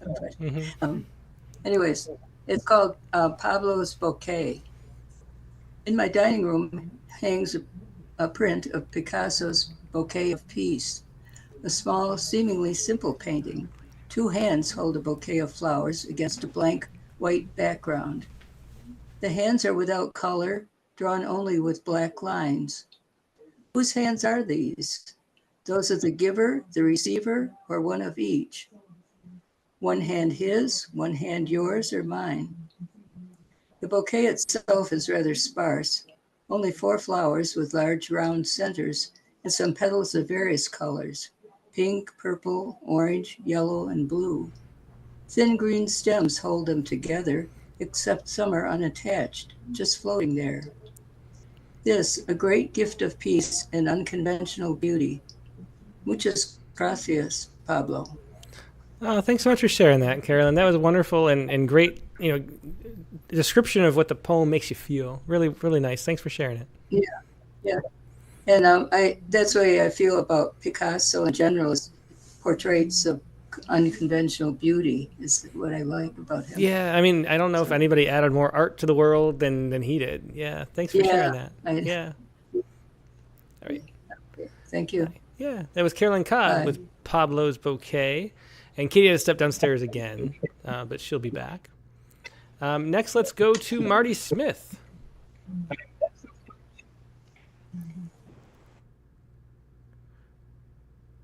Are you there, Marty? I am. Hey, Marty, Greg, great to see you. Oh yeah, I gotta find it. Okay. So I'm not, I'm not real good at understanding instructions, but at any rate, I have a favorite haiku, so I didn't have any trouble at all. Basho's probably the most famous haiku in the world. The old pond, frog jumps in, splash. And so I thought the idea was to use the language or the words, but tell a story. So that works fine. Yeah, that definitely works. So that's what I submitted it, a story of my experiencing of the poem, which I can experience it quite a few times over the course of a year, just because it's part of my mental landscape, right? Anyway, so here it goes. Beside the barn is an old pond. The old pond is still. Often I sit beside the old pond. It is mostly very still. Once at evening time, I sat beside the old still pond, watching the reflection of the descending sun on the still surface. While the sky darkened, I picked a stone and tossed it a few feet into the old still pond. Splash! The light flickered across the surface of the water. I stood to leave, then some movement caught the corner of my eye. Splash! I heard behind me. I did not see a frog jump in. I saw the ripples cross the pond. Walking home, I thought about Basho's famous haiku. I only saw one translation which included the word still. I often wonder about the symbol of an old still pond. Old and still are descriptive words. In Zen, a pond may represent a mind. An old, still mind is a certain state of mind. During meditation, idea frogs are jumping in from all directions. While the sun descends and the sky darkens, a sudden splash may even be a joy. Oh, that was great, Mario. Thanks for sharing that. I love that idea of frogs splashing and jumping in from all directions. Yeah, really fun. And love that haiku, too. Thanks for sharing that. Thank you. Yeah, it was Marty Smith with, what's it called? I guess it was Untitled. But After the Old Pond frog. And let's get Katie Dozier back in. She ran downstairs again. We'll try to get our chairs kind of situated here. It's feels like some sort of relay race. I think it is. You can probably keep the headphone in. Oh. And then you can just listen. All right, that's a good point. It's got a long reach, the Bluetooth. I think that's a good point. Yeah. Anyway. Okay. Okay, so Katie's back. And we have a few poets left. Brian O'Sullivan is next. Hi, Tim and Katie. Hi, everybody. Hey, Brian. Yeah, great to see you. Thanks for sticking around. Great to be here. Always happy to. So, like Carla, I was going to go with Joshua Eric Williams, Silent After the Shooting Stars. Mm-hmm. Really glad I didn't. It wouldn't have been nearly as good as hers. But it wasn't coming together anyway in any shape or form. So, 7:45, I flipped through his book and picked out another one, which was Pesky Text, New Moon. Who this? Okay, I love that one. That's the one. And so my poem is thinking about the Roman Empire. Who was the Roman god, this Pater? In the most ancient days, he was father of farmers, and his great arms opened the treasure trove of the earth to bear grain and fruits. In later days, this plunged his arms more deeply into the earth, splaying her open to bring forth iron and gold, that councils and dictators and Caesars might rule the world. As he reached even into the darkest depths, the paternal beneficence faded from his face, replaced with the grim, hard lines of Pluto's face, or the face of primordial Hades of the Greeks. And then the world knew that it was Dis who, under a new moon, captured radiant Proserpina and dragged her down to his realm. But poetic text passes deed off as just a pesky springtime caprice. Infernal powers will be infernal powers. Golden hearts of daffodils, dragon's horde. Yeah, thanks, Brian. Thanks for sharing that. Sorry, I had a sneeze. I was trying to come out, and then it didn't actually. But I had the thing on mute. And sneeze. Who does? Yeah, exactly. Sounds like a good haiku subject for haiku itself. But yeah, thanks for sharing that. I could see the sense of challenging yourself in the choice of haiku there. Like, how do you get the word "dis" into? Yeah, you have such a great sense of humor, Brian. It makes your poems so much fun all the time. Thank you. Yeah, thanks as always, Brian. My pleasure. Yeah, it's Brian O'Sullivan with Thinking About the Roman Empire, which we all do every day. Who does? Sorry, I just want to say who does. Jared Campbell is up next. There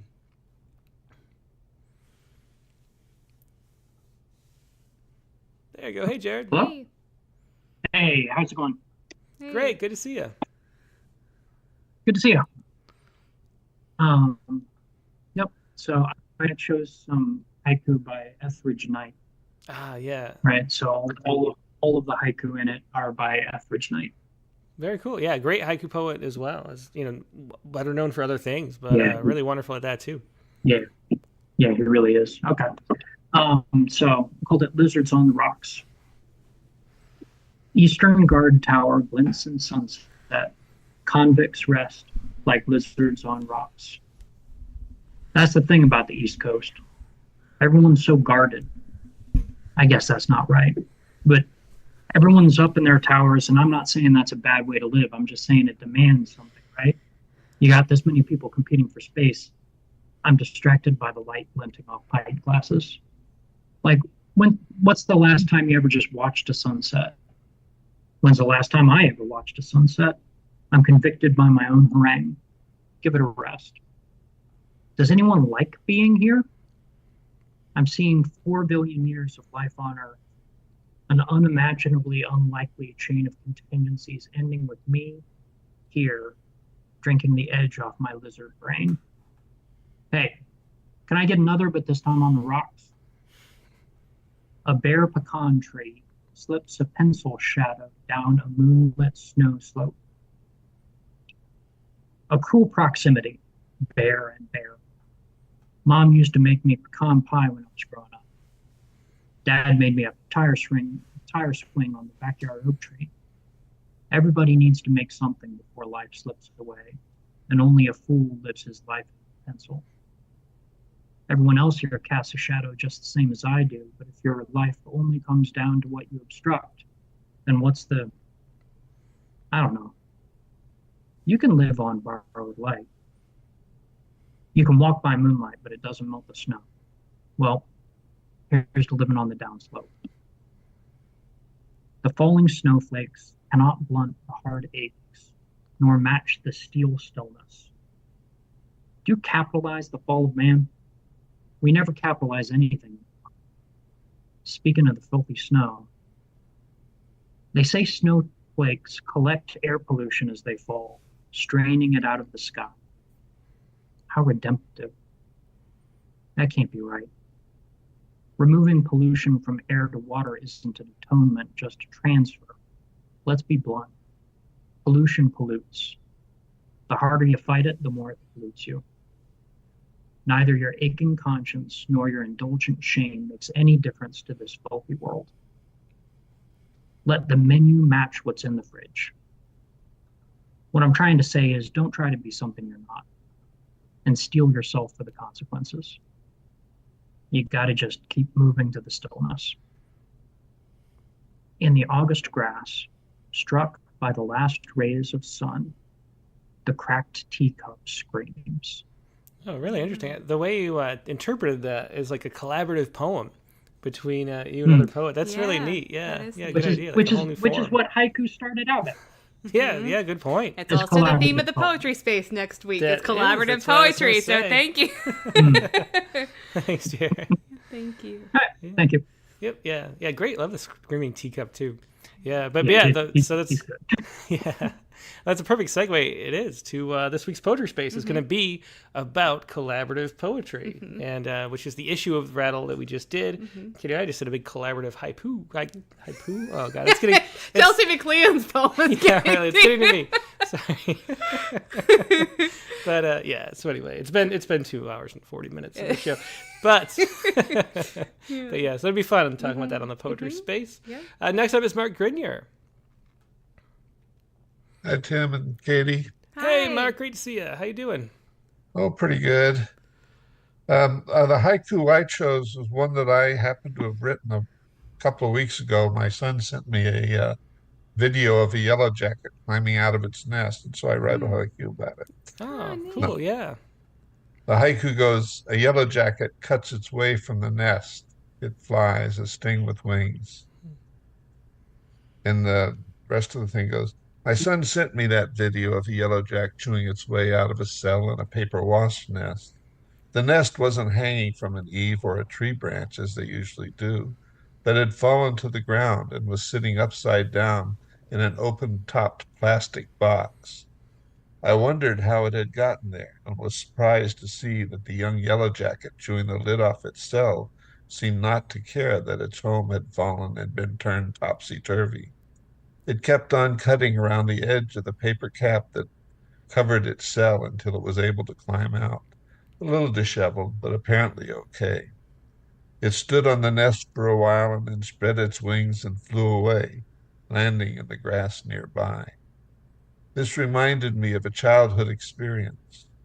I was playing under a mesquite tree in San Antonio, Texas, when I disturbed a similar nest and got stung. I ran home crying to my mother with my face covered in stings and swelling grotesquely into a mask of tears and pain. I was 6 or 7 at the time, but the memory remains 70 years later. Look, don't touch. Play carefully, child. Keep bitter tears away. Yeah, very interesting. Thanks for sharing that, Mark. I love that that mask of tears and pain. That really worked in that. Yeah, thanks for sharing that. I wish people sent Thank me you. interesting videos like Yeah, that. really. Write haiku after. That's pretty cool. I want to get on that mailing list. Yeah. Thanks a lot. Yep, thanks, Mark. There's a Mark Grenier with Watching This Paper Nest. And two on the Zoom left. Mary Lisa D. Diminishes is next. Hey, Mary Lisa.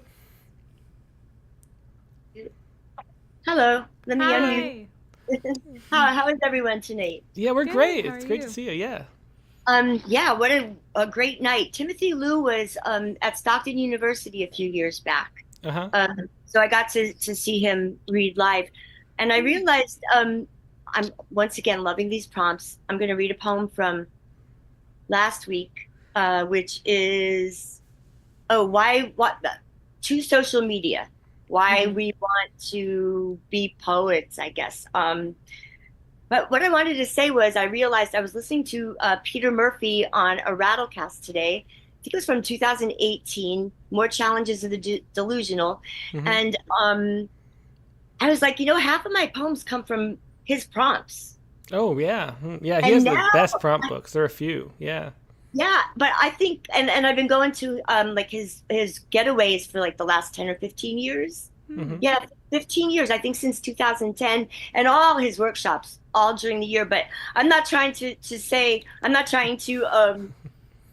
like do a commercial for him. I'm just Well, saying you can. that I now, watched that Rattlecast. I think it was like 22 or so, way it's back so at the good. beginning. And get his It was books. early.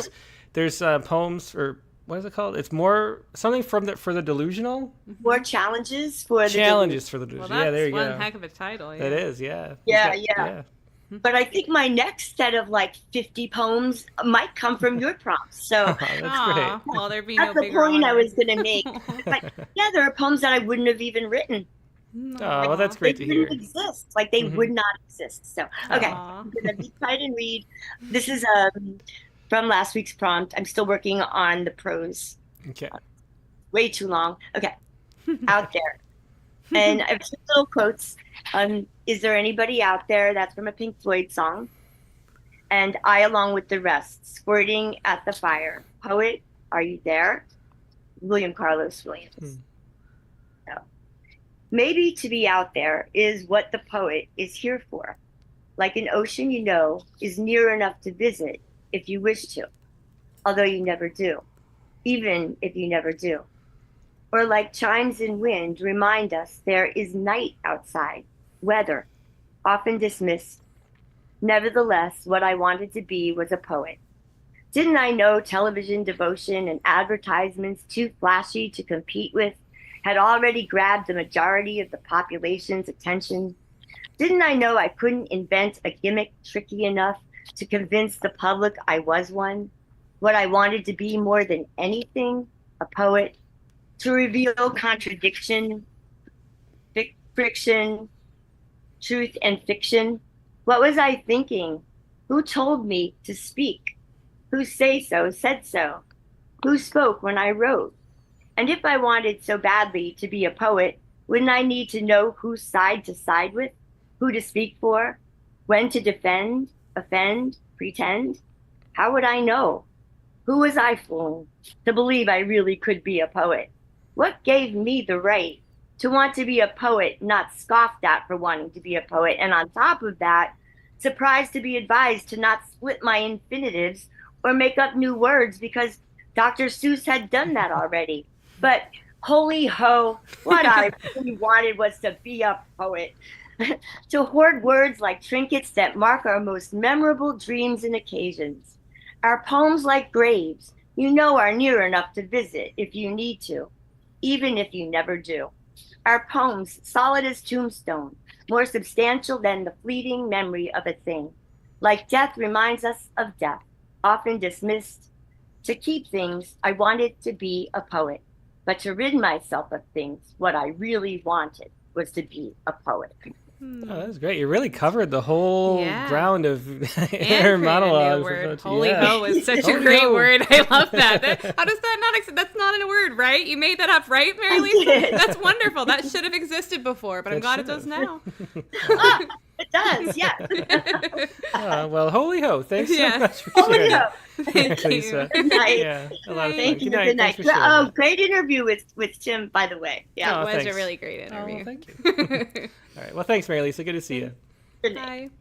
Yeah, that was Mary Lisa D. Diminishes with Out There.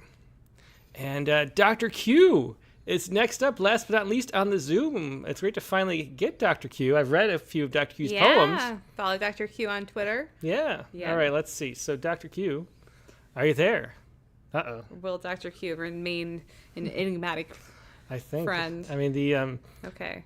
Let's see. Did I see a thing? Did it flash for a second? It did not flash. No. Sorry. All right. Okay. Well. Okay. Well, we'll leave that up for just a second to see what happens, and then I'm gonna look at because I didn't get to read Ted Guevara's poem last week. Ted's always here. We can't join us on the Zoom, so always nice to. And Ted includes a poem with everything. It's a Basho, a haiga. From Basho. Well, I don't know if Basho drew this picture, I guess. Would that be counted still a haiga if it's like someone else's photo? thing? I think Anyway, here's what he sent. It's a photo or a woodcut, though. Yeah. And then it'd be Shahai, right? Okay, sorry. Yeah. I'm not sure. Anyway, so this is the Basho poem. The warbler amid the bamboo shoot becomes a bamboo. Oh, I like that. Yeah, Basho knew what he was doing. He knew what he was doing. All right. I also have to say that I like that he still included a picture. Ted Guevara, as he always does, did it, but with the haiku. That was very clever. Yeah. Very clever. All right. Yeah. So this is Basho wrote. What perches on bamboo loses itself in a bamboo forest? Every bamboo owns a heartbeat. It can be muffled by blankets, layers upon layers. Bamboos cry in the night, sometimes as loud as a call to prayer. What happens then? Lightnings become unspeakable. They slice the white of bamboo, split the side of their shoot. There they hide. Bamboos blink wet in the dark. Oh, very nice. I like the haiku at the end. Yeah. Very nice. Thanks for sharing that. Yeah. That was Ted Bernal Guevara with Basho wrote. And let me see. You still know? Well, Dr. Q tried, so let's... try. Yeah, maybe we... What's that? I think that they put in, like, that they were trying still. They put in something in the chat. Oh, yeah. Let me Sorry. pull it. Oh, it's okay. We believe in you, Dr. Q. Dr. Q. Sorry. Well, Dr. Q's here. We can't get it to... Well, we'll share the poem anyway, though. Okay. So don't worry about that. Yeah. And we will share the poem thusly. Is that a word? Yes, that is the word. And so the poem is And Yet. And this is one of the great haiku, the World of Dew haiku.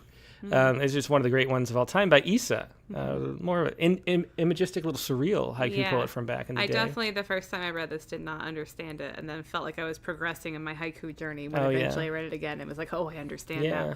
Yeah. Yeah. So, and this is the best translation of it. I think it's the Robert Haas translation. Yeah. So it's this world of dew is a world of dew, and yet. Yeah. The and yet is great. Yeah. Okay. And so here's the And Yet poem by Dr. Q. Yeah. So here we go.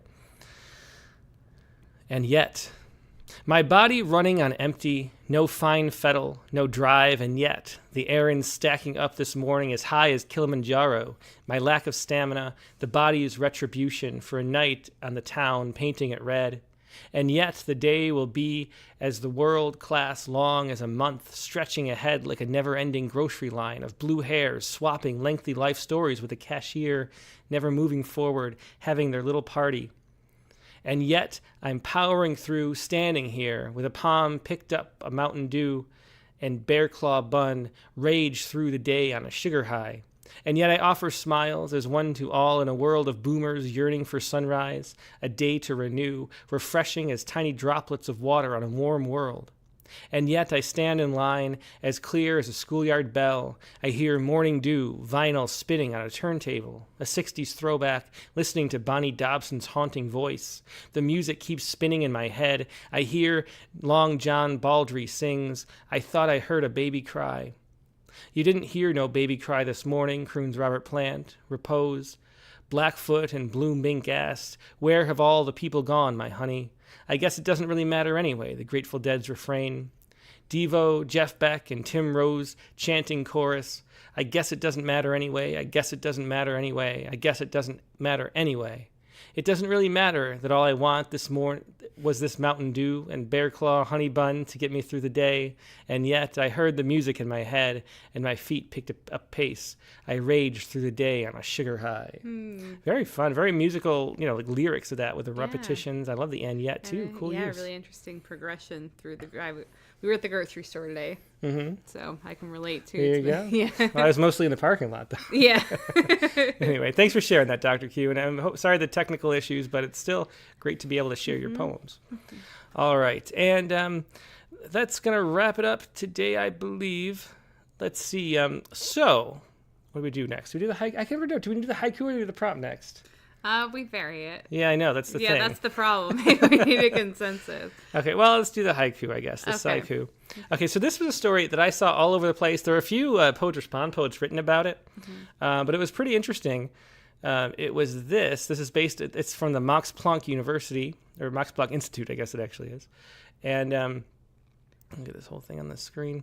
So orangutan treats wound with pain-relieving plant. And so researchers observed, well, I'll just read this paragraph. Even though there is evidence of certain self-medication behaviors in animals, so far it has never been known that animals treat their wounds in healing plants. Now biologists from the Max Planck Institute of Animal Behavior, Germany, and University of Nasution, Indonesia, have observed this in male Sumatran orangutan who sustained a facial wound. He ate and repeatedly applied sap from a climbing plant with anti-inflammatory and pain-relieving properties commonly used in traditional medicine.